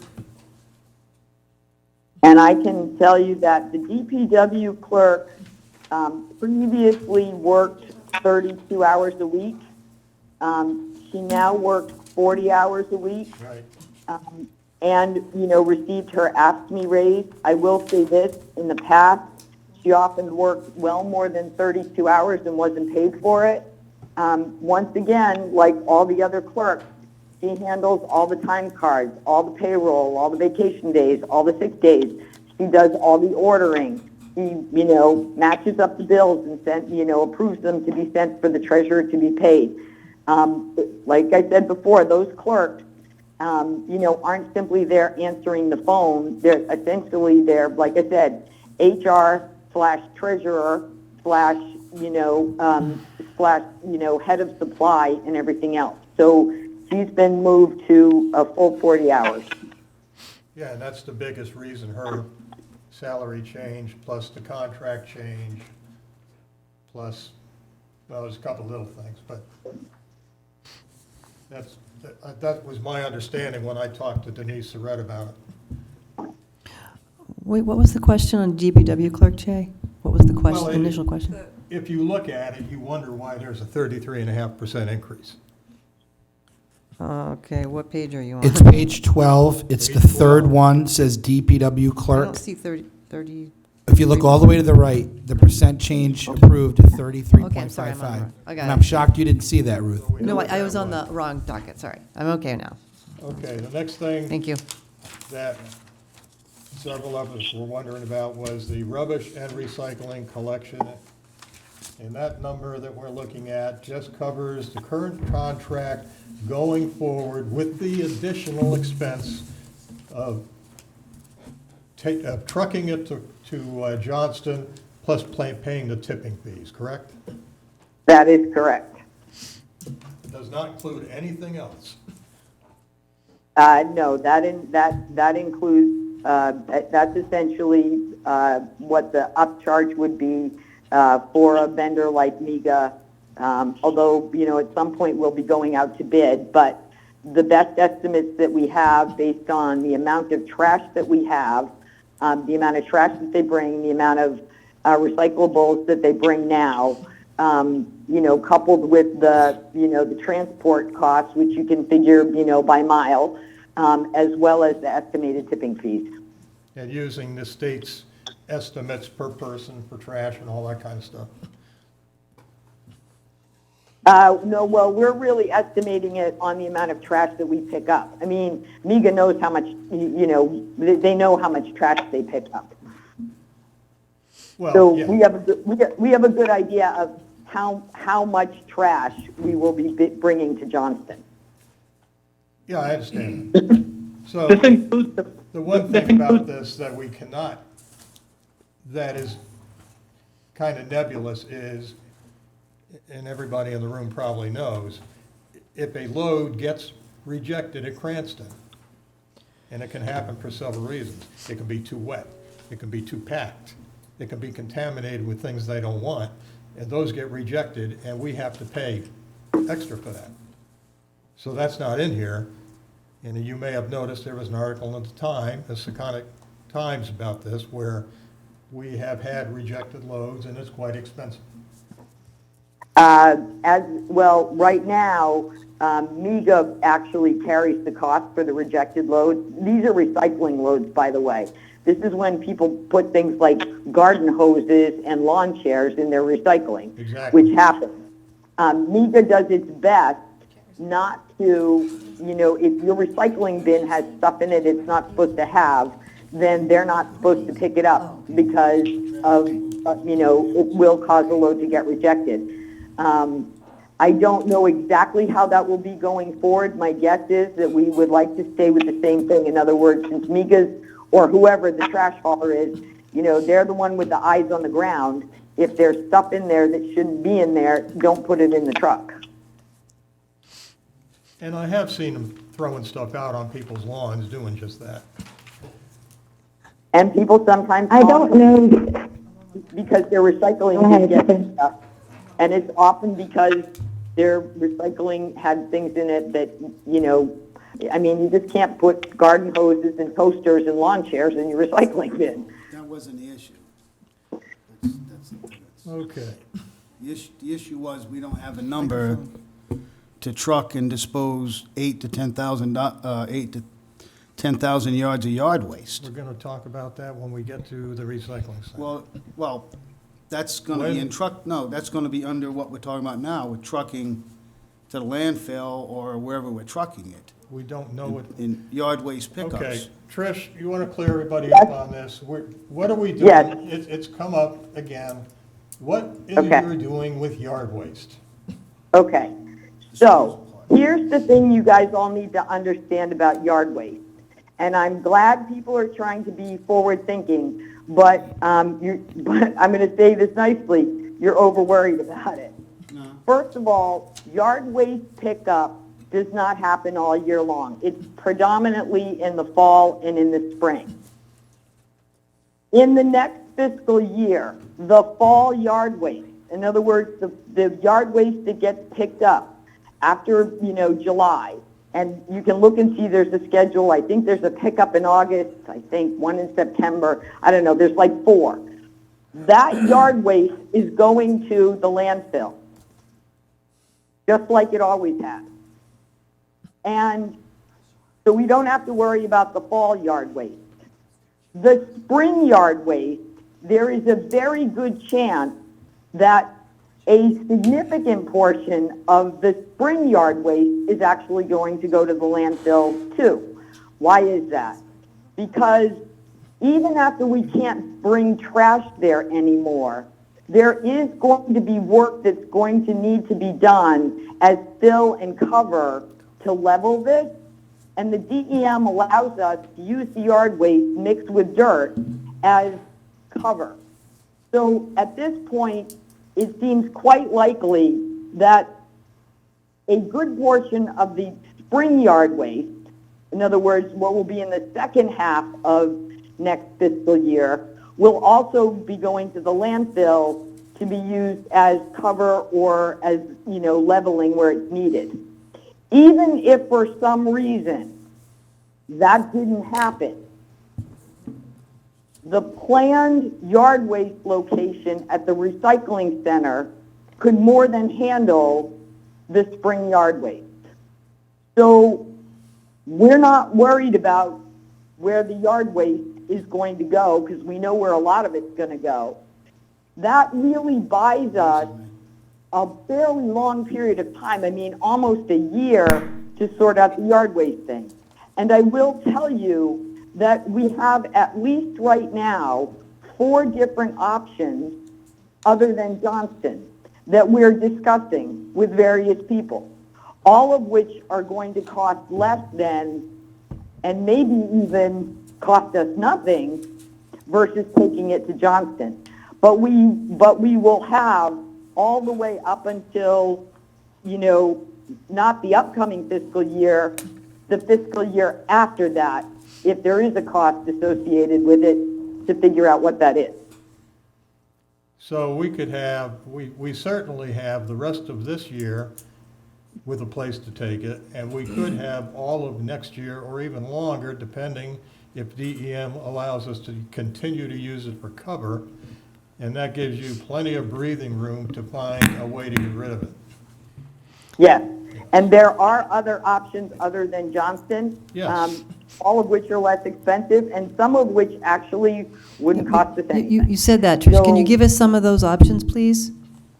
We I don't need do- them because we can't do them. But it's coming up. You can't dump this stuff on the landfill forever. You said 1 year. So we need to know that in the future, The town council will take care of Okay. this. It's outside of our lane. okay, making sure that we Yeah, aren't but this getting is into kinda- something. This is kind of going What over the we're edge, te- because what we're going to be we're putting telling that you stuff right in now dumpsters and have to is take it for the somewhere. upcoming fiscal year and the budget that you need to vote on, we are not worried about it. Thank you, We don't need, we don't need It's the not, budget no, for no, it. no. We are worried about beyond this year. Ruth. It's not unusual, it's our not job to unreasonable. worry about how to dispose of it. It's not unreasonable to be concerned about future pay costs. We're moving on. Okay. That's not something that should Jennifer be Ashley. shut down. Jen Yes. Radley. Yes. Did you look into the EDC? Yes, I did. I spoke to one of their members, Renee DeJesus Jones, and she said, with the understanding that so many departments are cutting back, they will work with what they have. So they do Um, not so want, the- they do not the want fi- us to give them anything? They do want the 500 that is designated for them, which we have not voted on yet. Right. We voted on everything else, but they're not asking for more. They're working within that budget. Thank you, Jen. So, Trish, we don't need to talk about that one. Okay. Did we have anything on civic appropriations? Well, I Parks think, and Rec, I'm sorry, Ruth, go water ahead. testing was one thing. Oh, what was And I'll that? get you back. Oh, well, Joe, Mike's got information on that he showed me, but I didn't bring it, and he can share it. So, no, so those amounts, I'm sorry, so this is from Rachel McGarty. She's also on the Recreation Committee. And those amounts for the two beaches, Grinnell and Fogland, Ruth, those were the payments issued to Thielch Engineering. There were 2 tests for each beach How do you that spell were that? performed. F-E- Thielch, Thiel. Can Mike talk into the microphone? I am talking directly into the microphone. I'm about 4 inches from it. That's not usually his issue. Thielsch, Thielch or Thelch Engineering.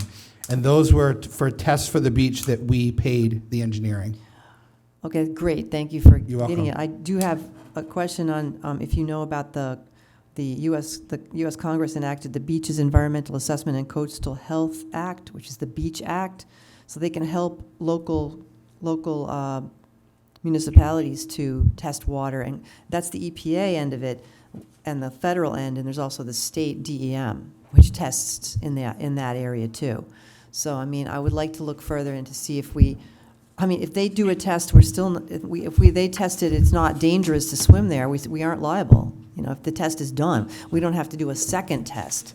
So I'll look into it for future. Fair enough. I disagree with spending $500 on 2 tests. It seems exorbitant. This is Tricia. Could you tell me which line item you're discussing here? In Page terms of the text? 13. Trish, this is page 13. Hold on. No, it's page 15. 15. Trish, it's under 8830 for the rec Right, program and events. recreation, It's that yeah. supplies line item that was grayed out, and we put $1,500 in there. And Ruth had asked on Tuesday what that $1,500 was for, and I read her the email from Stu Gilfillan. But Ruth Yep. had some questions about the water testing. And I reached out, and Rachel provided me that answer via email to Jay and myself. Right, so Trish, I wanted to know what the EPA could help us do. They Okay. have acts, So- there are acts so- out there. Okay, so just so you understand, those are water testing on the water supply. Oh, drinking Meaning- water? Well, there's not really drinking water down there, but if you're going to have sinks and faucets and people that have access to water, you have to make sure that the water is, not contaminated. Oh, so this and isn't that- the ocean. Oh, this So is this the, is not something that, we'll be doing all the time. The regular testing of the beach waters to make sure that they are safe to swim in is done for all beaches across the state by the Rhode Island Department of Health. Okay. So as part of their thing, they come and test all the beaches, Thank on you. a regular basis to make sure that, it's safe to go swimming. then what is this, Mike and Tricia, what is this testing for, Tricia? Then the water that they're talking about, the $500 for 2 tests at Fogland, what is that? And there's a similar amount for Grinnell. What is that testing exactly? It basically is it was just testing to make sure that the water coming out, the water that the public is going to go in and wash their hands with, Oh. and, God forbid, you can't stop a kid from going in there with a cup and drinking it, right? I see, okay. So those hadn't been tested in a very long time. And so that was just to make sure that, the water down there, not that anybody should drink it, but, that was testing the fresh water in the tap. And you should probably have signs that please don't drink this water, just to cover yourself too. Thanks very much, Trish. We did. thank you. It's the first time we understood that. So you're not going to do it every year, you think? So Tom. No. Okay, Hamilton. thank you. Tom. You said Tom Hamilton. Oh, I'm sorry. That's why he wasn't looking at Tom you. Haley. He was looking at you. Yeah, that's why he was looking at me. Okay, so what did we miss voting on? Okay, I've got, I think I know, but I could be wrong. You We need the did- microphone, Tom? oh, sorry. We didn't do public works, we didn't do Thank you. rubbish, we didn't do, Yeah, let me go just down through it. We might as well do it Excuse sequentially. me, Jay, hang on. Sherry, I was that- can hang on. I wanted to know, I had a couple questions about the beaches, account number 8790. And since Trish was talking about the beaches, I wondered if I could ask her really quick about those. Sure. Go ahead. So, in the beach salaries, Trish, it had the actuals for last year, it was 11,924, and it went up to 24,910. I was wondering that, and if you want, I can No. just ask you both questions now. That's not- So that that's- was one question That's about not why right. they jumped up so much. And then the second was, again, I see that the beach expenses were more than what we budgeted last year, but I was also wondering why that went up 155.96%. Okay, I can answer those. So on the beach salaries, a big part of it is, remember that the beaches get cut into 2 fiscal years because the beach season falls in between. So last year Grinnell's was open, all season. The year before, it wasn't. So, and we didn't, because we didn't have lifeguards for it. So, so the beach salaries, going forward are it'll be staffing of the full beaches. There is a small increase in there as well, it's not very big, but to pay one of the beach attendants, like a senior beach attendant, to be kind of the assistant manager, because the recreation director who we had last summer, who was wonderful, but she's responsible for beaches, recreation programs, and essentially ended up working 7 days a week. And no one wants a 7-day-a-week job.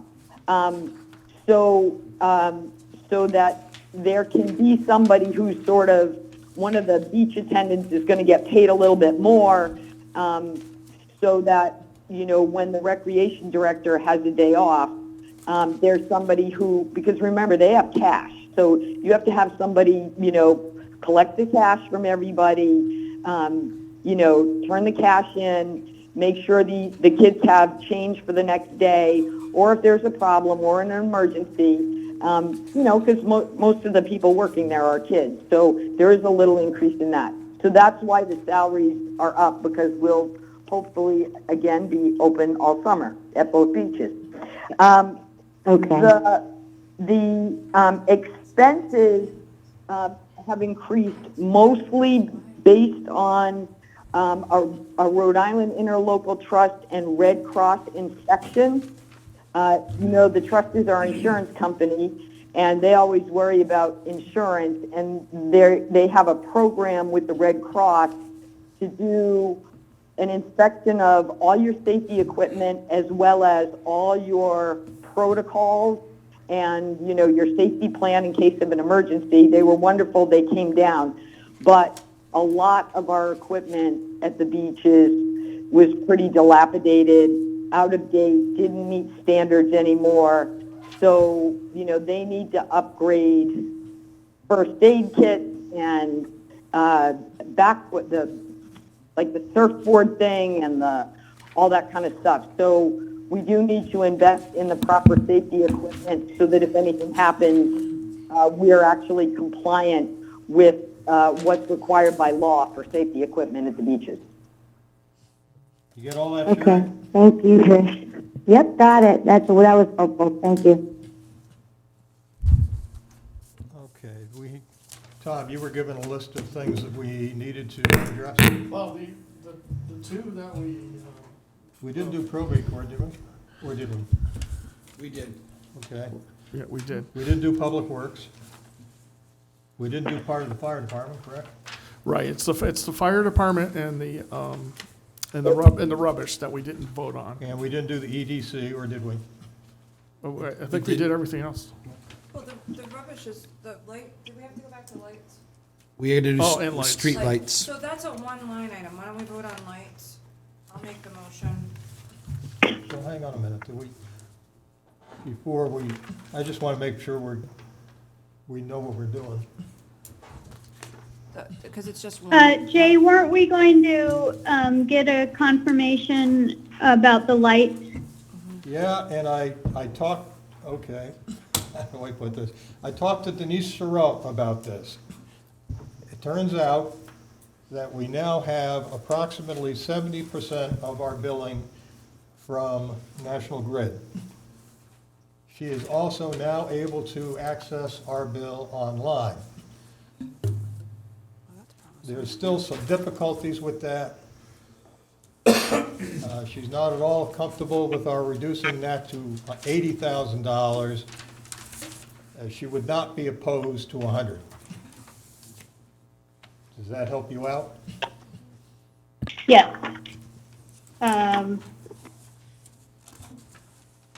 So that was one that we didn't vote on. Yes, we did. We did, but Oh, we did? it's one of those No, we did revisit things. No, we didn't, we did not, we did not, We didn't? Why No. do I have it, I have written past, did we bring it back? oh, I street have it lighting, passed. we voted, it passed 7-4. Sherry, Tom. Sherry, Okay, yep. Tom, Ruth, and Joe against. But we did flag it with the idea, Yeah. remember, we said we would flag things with the idea of revisiting them if we got newer information. So then, Joe? Because I voted against it, I would like to bring it back up again, so I would like to reopen it? reopen. I think you gotta Brendan vote lost- for it No, you have to to vote against reopen it. it. Are you sure? Brendan lost You the have to have voted telephone. for it to For reopen. it to do it, not against it. Do I have it backwards, Guys, really? Brendan lost Or the did I phone. misunderstand you? Oh, wait, Brendan lost the. No, I voted against it, but I Hold on. thought you had to be in the opposition. Brendan lost the phone. Okay, I can bring him back I in. mean, I didn't read Robert rules. No, I'm still in. Oh, fake news. Oh, Trish? What was it? Yes? somebody got dropped. Okay, hang on a Sherry? minute. I want to ask Trish a question.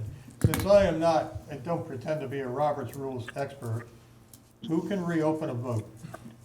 voted yes on. As someone on the prevailing side, so someone, Come on, Joe. so someone who was on the side, That's, that. that's the way I understood it, but Joe was trying to talk me into Okay, another way. old age is setting in over here. What do you want me Okay, to do? so Okay. let's just go to street lighting then, quick. Okay, I will make a motion to reopen the vote for street lighting. I'll second that. Okay, on the phone to reopen the voting on street lighting, Sherry Aker, yea or nay? I think Sherry got dropped. I think she's the one who got dropped. Okay, Deb? I didn't get dropped, and I say, okay. So Okay. we can't vote without getting We're Sherry gonna back. try to get get it, her I'll get back, it. Jennifer. I'll get it. Thank you.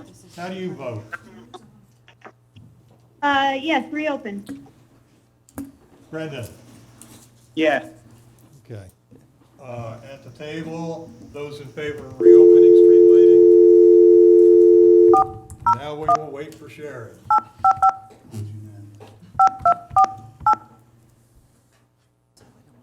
So have you got it? He's doing it. Sherry, we're gonna do you over the phone, okay? Yep, perfect. Okay. Okay, so tell her what we're doing. Oh, we want to reopen the streetlights, Motion on the table. 3380. We want to reopen that to vote? Okay. You are yay on that? She voted yes. Yeah, she voted yes. Yeah, Okay. that, Do we, so, that, yes, yay, that's what I told him. on the Okay. phone, including Sherry, do we have a motion to amend the street lighting line item? We previously voted for $120,000. We've received new information. Would anybody care to make a motion? Go ahead, Joe. I'll make that motion. Brendan McNally, what's the motion? I make the motion that for account 3380 street lighting, I propose a number of $100,000. Thank you. Do we have a second? I'll second that. I'll second that. Okay, Ruth seconded it first. Any further discussion? What was the amount? 100,000. Okay. Tom, do you want me to put the phone up near Jay? Yeah, we have Put two. your phone up there. Well, he can also tell her. Well, yeah, but then you But get then her it's, on if your you put it, video. if you put it near the microphone, right next to him and prop it up, Sure, you can use I'll my put you next reminders. to Jay, so that should be pretty good. Here we go. You can't use the gavel. Okay, so the motion and seconded is for $100,000 for the street light account. On the phone, any discussion? And you said that they were okay with us going down and put the motion for the 100? No. No, Denise Sorrell told me that she would not become, Joe had thought about $80,000. I blew that by her. She was not comfortable with that at all. Okay.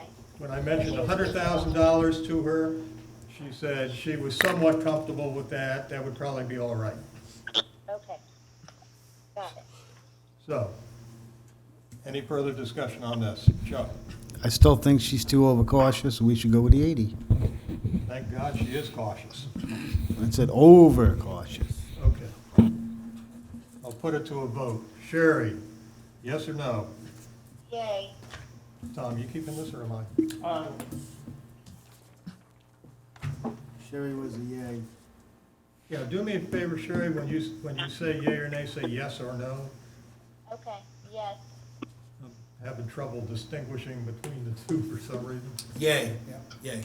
Brendan McNally, Yes. Jennifer Brashley, Yes.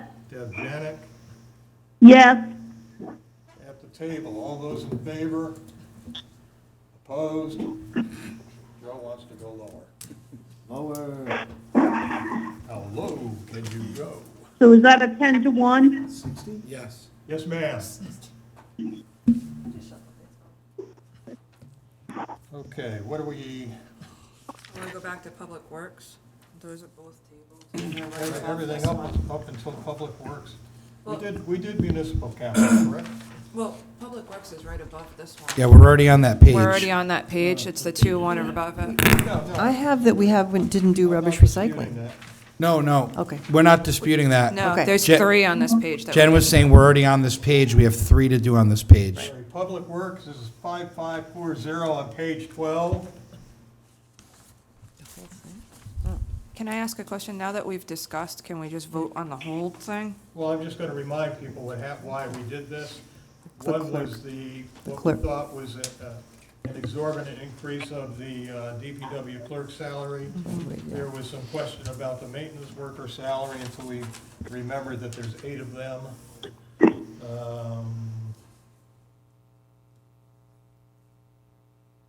Joe, what was your problem with it? Something, a waste oil furnace? Yeah, the waste. That's under capital, though. It was under capital. But we reduced the heat But you wanted to on this reduce the side. heat, yeah. Yeah, I did want to reduce the heat down to cover some of the cost, because they're not going to be eating as, I think, Well, I'll tell you this, I had it, and I sent Joe an email about this, so he knows what I'm talking about. I talked to the DPW clerk, who, and Rick Atkins knows everything about it, and I know what the number was for heating oil last year, which was around the number that they have here. I don't think you can really count this year, because it's been spring since December. This is unusual, and we could get hammered again next year. Well, but there was savings at some point. There was savings during some period, Just so. because you saved it this year doesn't mean it's winter. You But- could. So they have excess from this year? No, they But it don't. It goes back in the general General fund. Okay, okay. They don't get to keep it. Okay. Jay, Yes, ma'am. Jay, so are we going to, vote on the salary total separately from operating expenses? That's what we've been doing. Okay, because when we get to it, then I have a question about heat. Okay. Okay, so for Public Works Department, I will make a motion to approve $665,673 for the salary total. Do I have a second? Second, Jen Joslin Correctly. beat you to it. oh, good. Any further discussion? On the phone, Sherry Aker, yes or no? Yes. Where am I at? Brendan McNally, Yes.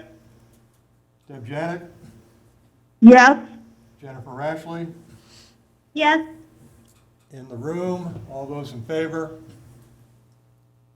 Unanimous. Motion carries for $665,673 for the Public Works salaries. We'll move on to Public Works operating expenses. Jennifer Rashley, what was your question? Tuesday, we discussed, that someone was gonna look into a new heating system where we could reuse fuel. I did Oil? that today. And I'll tell you what I found out, and well, okay. Okay? We could, Do? right now, they have 4 furnaces in the Public Works garage. They have those 2 big bays, and apparently 2 furnaces serve each bay. So if we were to put waste oil heaters in, we would have to buy at least 2. Depending on the style you get, how many BTUs they are, how big they are. They're about $10,000, Joe? installed, yeah. About 10 grand a piece. Okay, Based on the oil that we used last year, number 2 heating oil, and what they've used this fiscal year up till now,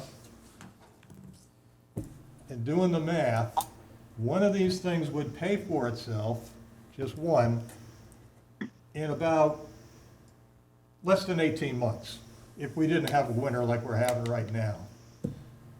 But keep in mind, they are $10,000, and we would ultimately need at least two.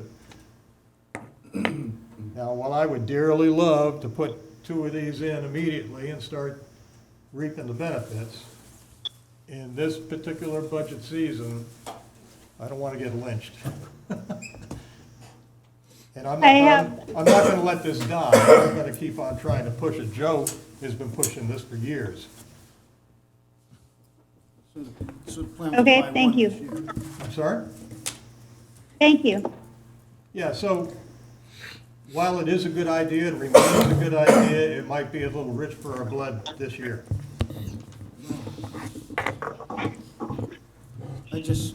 Joe? Okay, well,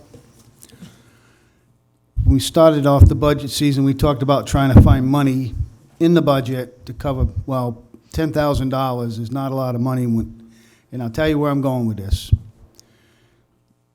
I received, and you received, I don't know if everybody else received from the Public Works Director, the paving list has not been completed yet for 2020. And we haven't done pretty much anything out of the paving budget for this year. So a lot of that can roll into next year. It will. Because we said even, the list isn't even, I haven't even received the full list on what streets we're supposed to be paving. We're in spring now. So we're pretty close to the budget and the fiscal year. So I think there's going to be quite a bit of money left in that. So I have no problem trying to reduce the amount requested and use some of that money to buy some of these small items that we need that are going to help save money in the long run. This heater is, after next year, after this year, will already be starting to save us $9,000 or $8,000 a year in the heating oil. If you look at what was, and even just on the, we don't always have really, really cold days, so they don't run all 4 heaters all the time. I mean, that one heater, if it's not below freezing, they don't even need to run the heater where the sander trucks are. That truck only needs to run when it gets down below, that heater only needs to run when it gets down below freezing. So the second heater we can wait on in the second bays where we keep the trucks. But the primary operation where they're working, doing truck repair, opening, closing the doors all day, bringing trucks in and out, that's where we need the nice, large, biggest heater we can afford, waste oil. And that's going to bring in savings. And as you say, I think it'll pay for itself in less than 18 months, if we had a bad winter. It might. If we had a bad winter.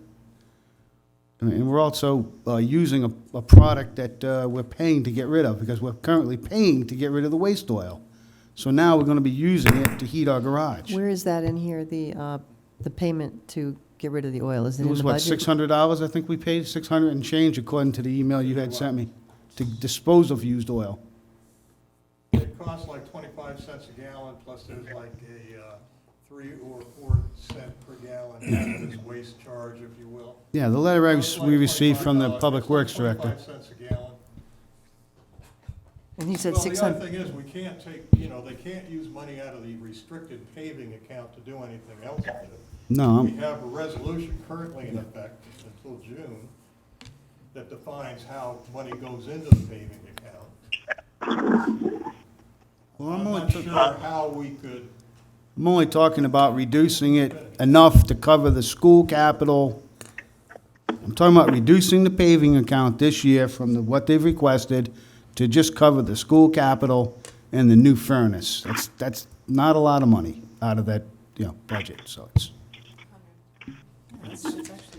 going to come back to us, I think, in savings. yeah. I'm a sucker for spending money to save money, I've always had that. Could I ask a question, please? Is Trish still on the phone with us? Trish, you still on the phone? Yes, I am. Yep, Wow. Can you, Trish, can you hear me? yep, I can.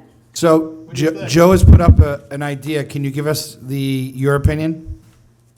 I can tell you that the council voted unanimously to fund that paving account. Now, spring work is going on. Coincidentally, I have an update from the DPW director today. There are the grading of 7 streets and I can give you a list of them, is due to be completed today. Weather permitting and COVID-19 permitting, then they'll be putting down the binder course, and then the final course on those first 7 streets. The DPW director assures me, based on where they are on the paving right now, that he will spend every last bit of paving money that he has, and he will take every bit that we're giving him this year.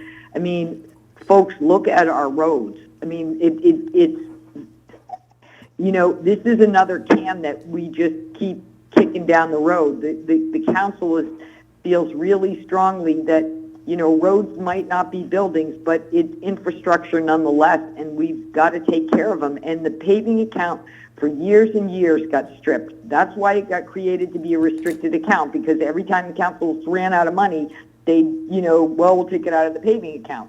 And look where our roads are. So I think that, you know, given the vote on this at the council, I think I can tell you that there would probably be universal disappointment if you were to take any of that paving money away. And the paving money will be spent, as I said, you know, by weather permitting, by Tuesday, 3/31, the asphalt surface course will be down on the first 7 streets that are being paved. Well, they're paving the dickens out of my neighborhood.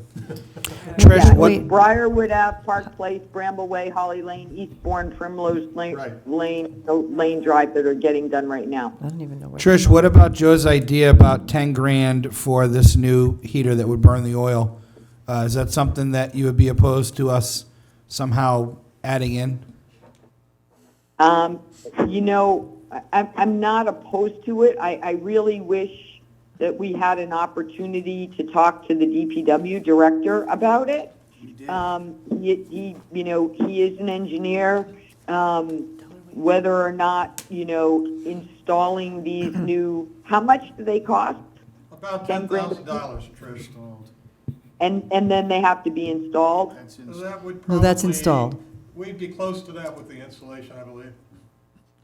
And do these furnaces use other kinds of oil or just the used oil? No, the way they work, they'll burn number 2 like we currently burn, but they would also get rid of the waste oil, and you would configure them in such a way that when you didn't have waste oil, it would automatically shift to the number 2 that we currently use. So we would not totally divorce ourselves from having to use number 2 oil, but for every gallon of waste oil that you can burn, you save anywhere between 1.2 and 1.6 gallons of the oil that we're paying money for. And do we know how many gallons of waste oil we have a year? You got the number, Joe? Trying to find. I talked at length to Rick Rogers and his clerk today, and I've got those numbers, and I might have sent them to you, I'm not sure. I mean, it seems very much like, pretty much, So here's the only thing They spent about $8,000 last year on heating oil. right, but I don't know how much waste oil we generate in a year. I was surprised, it was close to, was it 3,000?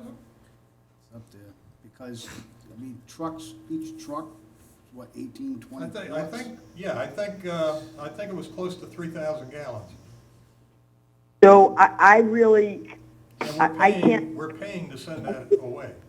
right, here's the thing. I really can't speak for the council on this because this never came in front of us and we never had the opportunity to discuss it with the DPW director. I can only tell you that you have in front of you the budget that we voted on, that we sent over to you, and we did not consider this or substituting money out of another fund to add this. That's really all I can say as an individual in this circumstance. Okay, so, yeah, I understand what you're saying. Joe said that he talked to Rick about it, I've talked to Rick. and you talked about Rick, and he said he wanted to wait till next year? No, No? he said What did he why, say? Well, we don't need to go all. Okay, he's okay with it, doing it, though. Why would he have a Okay. problem with it? It's a heater. Okay. It's also environmental, So Trish. anyway, let's get back to, thanks, Trish.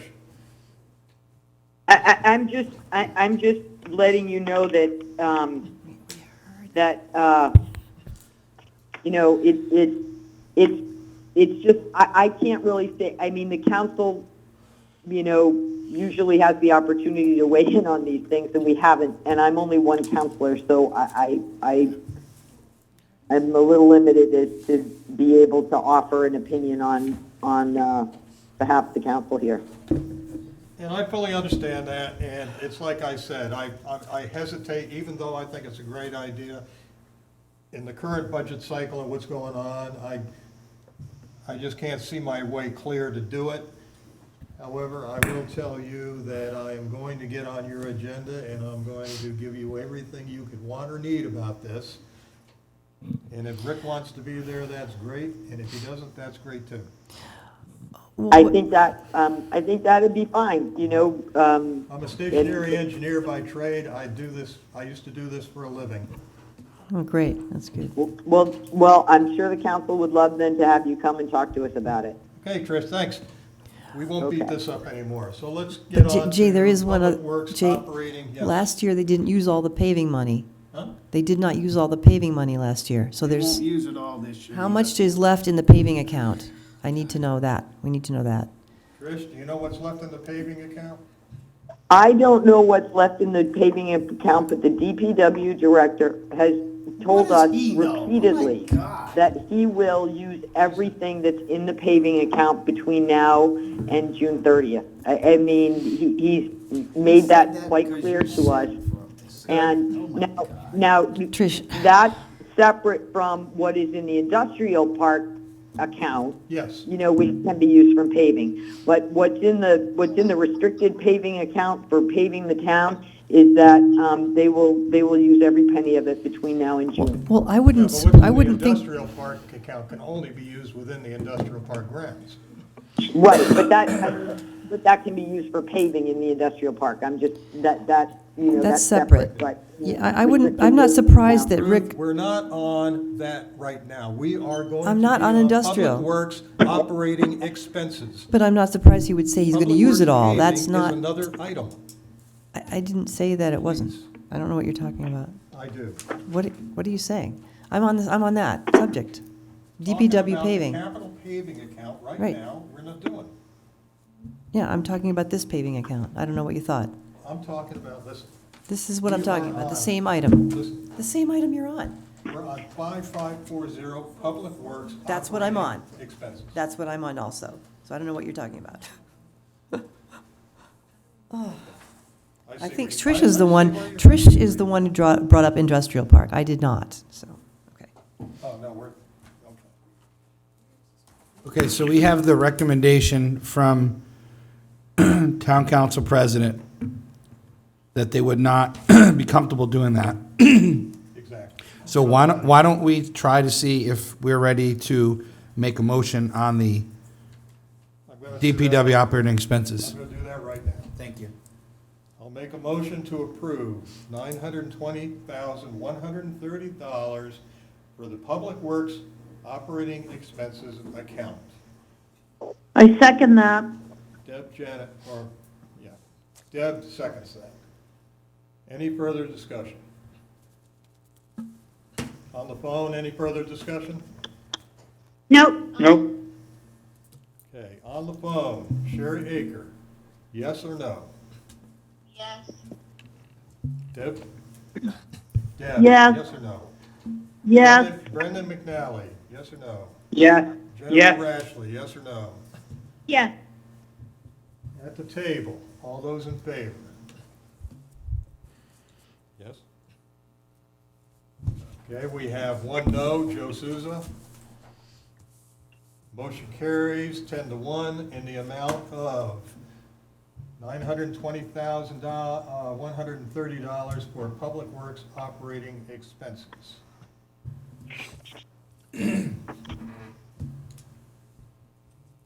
We did not do rubbish and recycling collection, correct, Tom?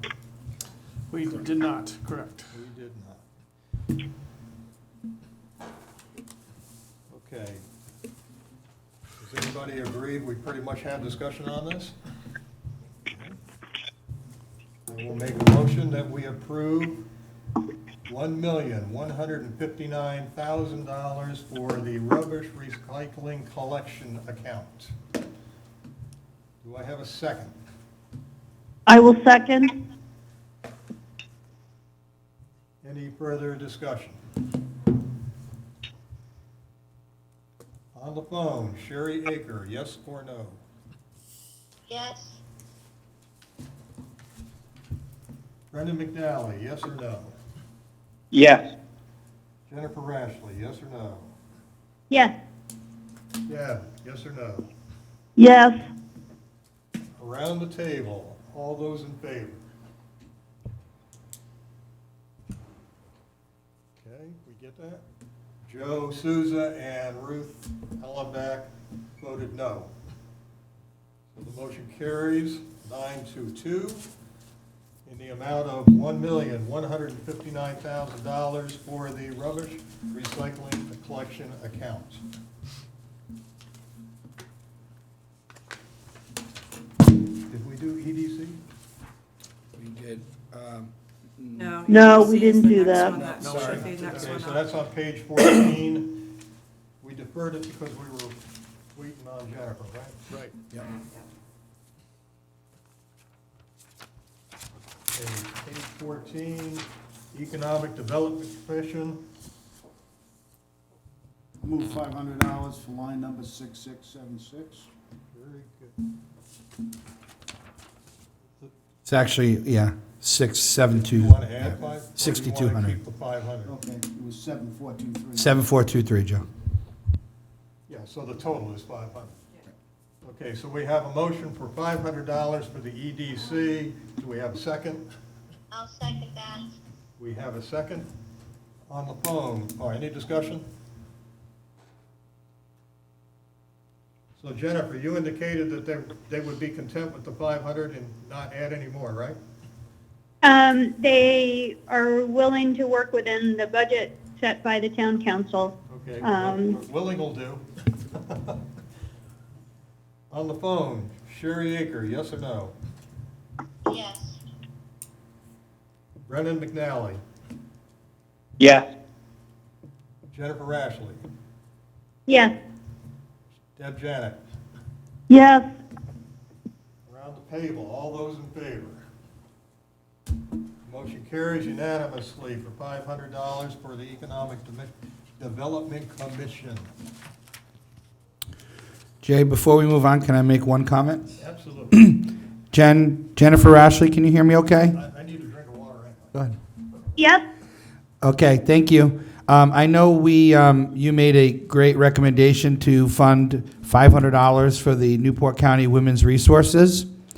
Yes. I just wanted to make sure that I am understanding that the last 2 years they did, or not maybe the last 2 years, but the last 2 times they were funded, they never came to pick up their check. So I know we're putting that in there this year. I just don't know if you know anyone that's a liaison to that resource, but can we make sure this year when we fund them, if you have a contact there, Yes. they can pick that check up? I will, Mike. Thank you. Awesome, thank you. Did we finish civic appropriations? We did. We did. The only thing I think we didn't Yeah. vote on was the school resource. office offset. on that, do we? Yeah, we voted unanimously For, for $13,550. Oh, she's Civic talking about. source. you're I was talking asking about civic appropriations, right? Yeah. Yes. But the only thing that I don't have a note on is the offset, which it's a negative amount, but Could I ask, Trish, are you still there?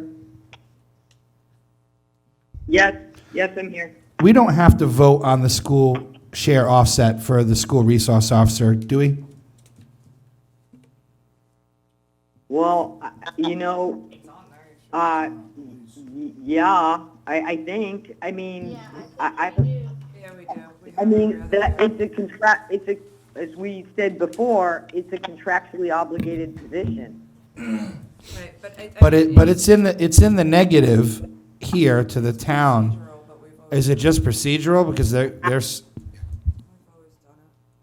Yeah, that's, We've always, And why raise an issue, like, just, that way we don't. yes, because it's in a negative because the town takes this on. we get reimbursed, We get reimbursed, which is, so it's, It's not gonna happen. yeah, it's not that's why. likely, it's not likely it's gonna happen this year.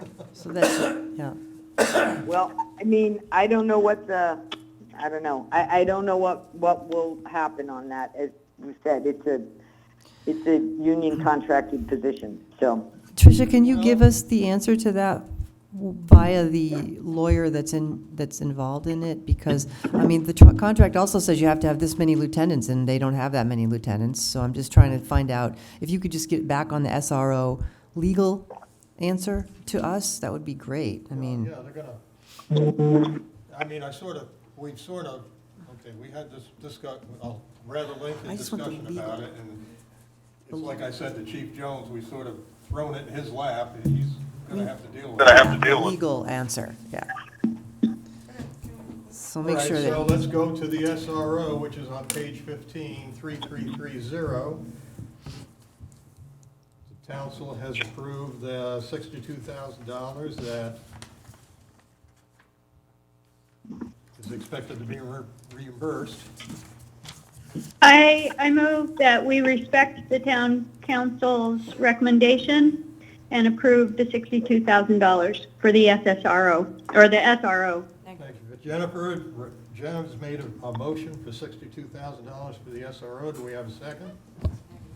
is that, do we say it like that, or we say I don't negative? know how else to say Negative, it. I would say it negative, because you don't want it to be interpreted as a positive, It's a negative. so you have to. I'll second that. Okay. Okay, Deb Janik has seconded it. Jay, Yes, ma'am? can I add just one thing before you're voting on this? Keep in mind that the school committee hasn't officially voted to cut that. Exactly. So it's, Hold on. That's why I asked Dr. Larkin if they would Well, I- absolutely cut it. And he didn't say they would. well, I think only the school committee could make that vote, and they haven't voted to do that yet. No, they haven't. So, yeah, So we just have to deal with what we see. right. kind of, I think, yeah. We don't have a choice. So it's negative $62,000. We have a motion and a second. Jay, before you do, oh, go ahead, make the motion first. It's been made. Jennifer Rashley made the motion. Okay, you're in a second. I have someone that would like to speak, it is Denise Denise Maderas? DiMadeira. She would like to say something to you before you vote on this. Denise, speak. Hi, everybody. I'm sorry. I've been working really hard, and I don't want to make you guys exposed to what I've been exposed to. Keep But going. I just want to tell you, I was chairman of the school committee when we asked the town to put that SRO in there. And we talked to the town, and they agreed to pay for half of it, which was really good of them. But it was a handshake agreement that the school committee would definitely pay for the time they needed this officer. So they need this officer. They admit they need this officer. And I have to give you my opinion that if they decide to cut that, shame on them. Shame on them, because they asked us to promote this. They asked us to pay for some of it. We did it. The town agreed to do it, and it's a definitely needed person. And if they cut that person, and it's in our contract because they asked us to put it in there, because they asked us for an SRO. So if they decide to cut that and we take the cost of that, shame on them. And that's just my opinion. Well, I agree. It's entirely, the ball is in their court now, and if they choose to get rid of that, then that tells us how much they valued that position. Well, I have to tell you, as someone that was on the school committee for 8 years, and someone that's on the town council now, I couldn't really, in good faith, say no to this, and we're going to have to take the brunt of this. And they need that officer there. They definitely need that officer there. So if they decide that that's one of their cuts, I am not very happy about this, and I just want to express that. Because So- I will tell the town so, council um, that in making- my recommendation Jennifer, is we one at a need to time. take this cost because they need it. But this was a handshake agreement at the time, and the town council said yes, they would pay for some of the costs, which was really nice of them at the time. So for the school committee to say they're going to cut this, I just have no words for it. Okay, thank you. Jennifer Rash, You're welcome. you started to say So- something? In making this motion, what I intended was to respect the way it has been submitted on the budget from the town council to us in this document dated March 3rd. So that is to support the number of 62,000, and that it be paid in the normal way that it has been paid in the past. I agree. Yeah. I agree, Jennifer. We'll just see how it plays out. Right. To me, I think that the most important thing on voting on it is it's going to be calculated. So if we're counting on a credit of 62,000 from the school, in our overall, what the total amount is that we're saying in the budget, we need to vote on it. And we could do 0, we could do the credit of 62,000, whatever. But that's, I think, the import. If the school decides not to pay it, it's just like other things that we have revenue that we just might have less of it. Yes, there's revenue we might not see. Correct. And there's going to be a lot of that this year. Jay, So, Jay, we have a motion and we have a second for negative But wait, $62,000. Jay.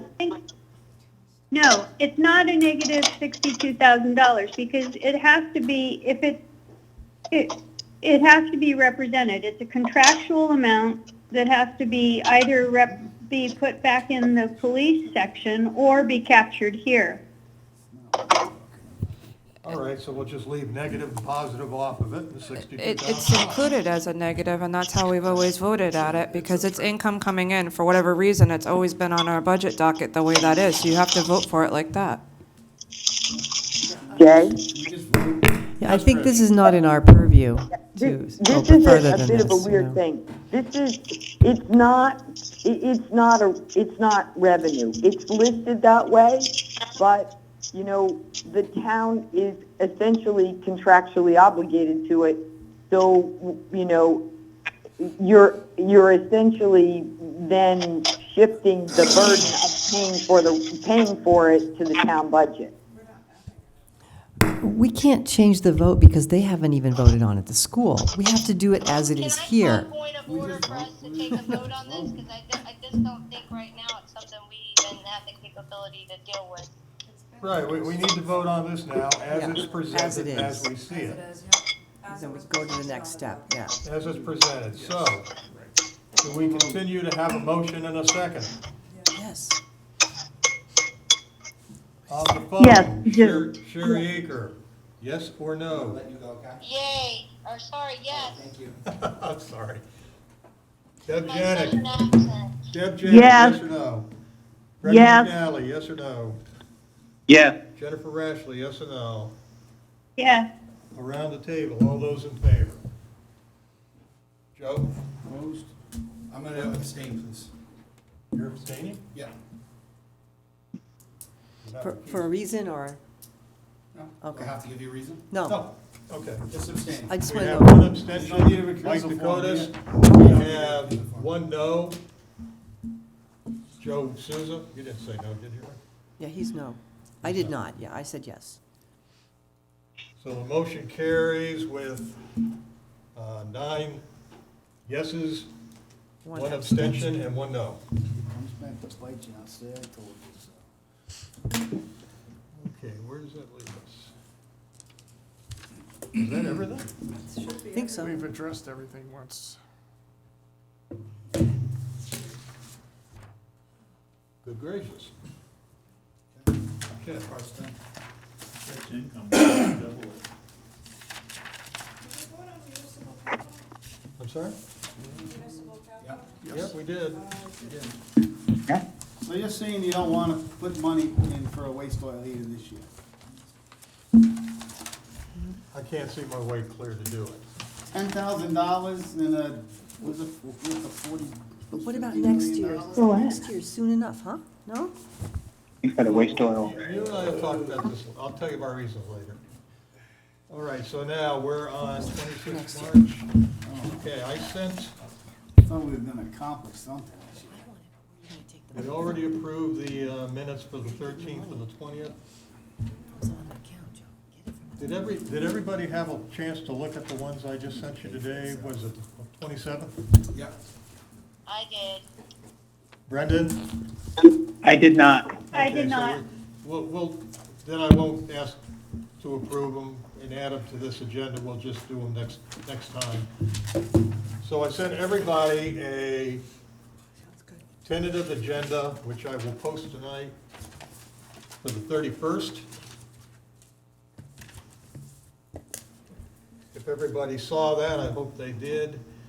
Did you see any things on it that you would change or modify or didn't want to do this way? On which thing? You The said you're not doing. agenda for next Oh, Tuesday. okay, the agenda, okay. The agenda for next Tuesday. Is that the one you told us? to print? Yeah, it says on it, we'll review and discuss the budget committee and town council resolutions. The town council probably won't have any available, it's gonna be up to us. We'll review and discuss the town's revenue estimates, which we all know are gonna be bogus.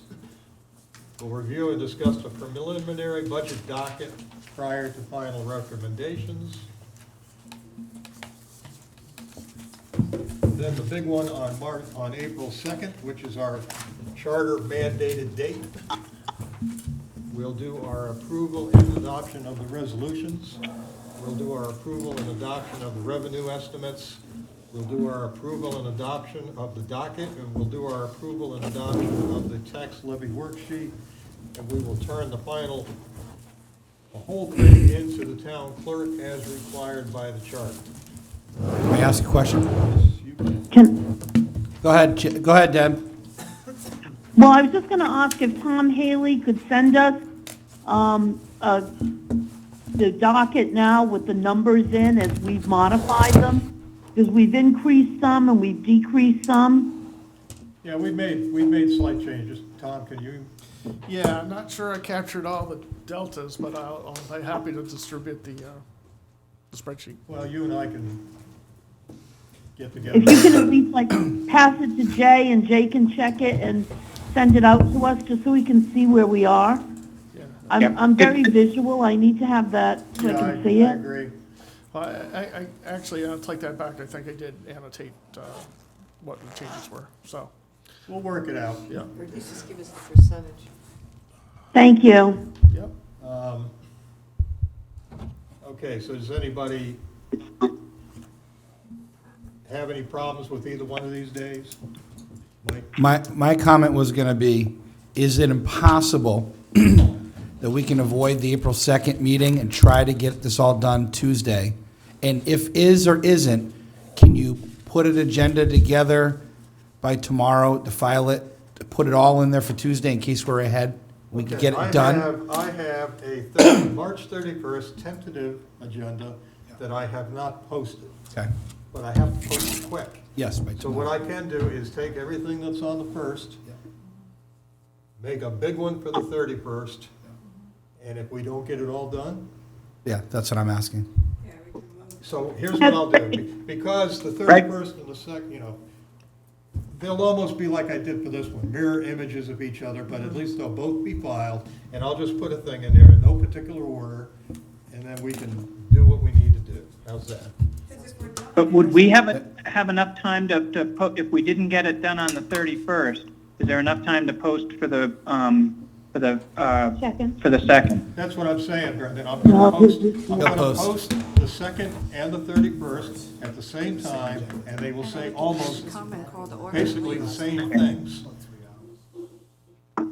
So we just need to be careful. We'll have to convene on the 2nd as well, have a quorum, and then if we finished all our business, Right. then we're Or done. we can just open and close. If Yeah, we we don't can- have anything on the second, we can just open and close. Yeah, we could do that. We could just come, do it quick and, and do the pledge of allegiance, say hi, bye, and, If we get done on Tuesday, we could show up Thursday, and Joe Souza will get a couple pizzas, and we'll just have pizza party. yeah, Joe says he's buying pizza and beer. Hey, we can't have pizza on the phone, that's not. That's not true. Joe's gonna drive it to your house. Oh, okay. Yeah, wait for me at the door. And I'm bringing the beer. With the thermometer. You're on the hook, Joe. DoorDash. Come on, let's go. Okay, so is everybody okay with that then? Yeah, I'm fine. If we get it done the 31st, great, and if we don't, we'll just do what we need to do on the 2nd. Great. And if we get done on the 31st, I probably won't have Nancy Mello around, so I'll have to come here myself and deliver the finished product, But which is that's not a what we can problem. do on the second. Like, let's say we're finished on the 31st. When we come on the second, we can have Nancy here, we can convene it, call it, and then go. Well, what we could also do is, just to give us something to do, we could do the final votes on the 2nd. Question. Did everybody receive the copy of the resolves? Yes. Oh, Yes. here. So Okay, I've got resolves here, and I will tell you what I did. I went through all of them for the past several years, and I picked mostly the ones from last year, with one exception. I put in number 12. Doesn't mean we have to do it. Most of the rest of these, though, have been approved at one time or another. Like I said, I don't have, nor will I have, I don't think, the town council's resolution. So number 12 is not from last year. I think so. Number 12 is not from last year? No, I'll talk to you Yeah, about Okay. it is, and that's one that I would, forgot that one. I think I would like No, to I don't talk want it. about too now. Don't want it to be 20%. that. Tom, you have one of these? I do not.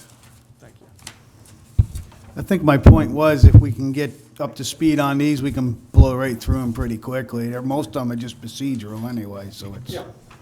Most of you've seen before, and we do them all the time.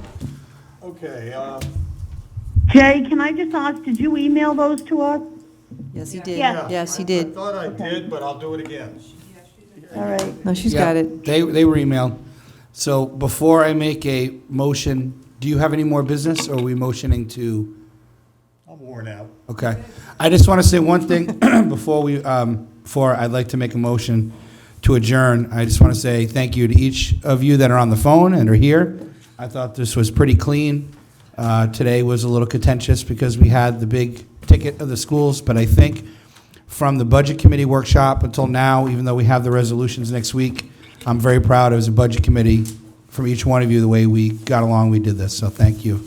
And on that, I'd like to make a motion to adjourn. Second. All those in favor?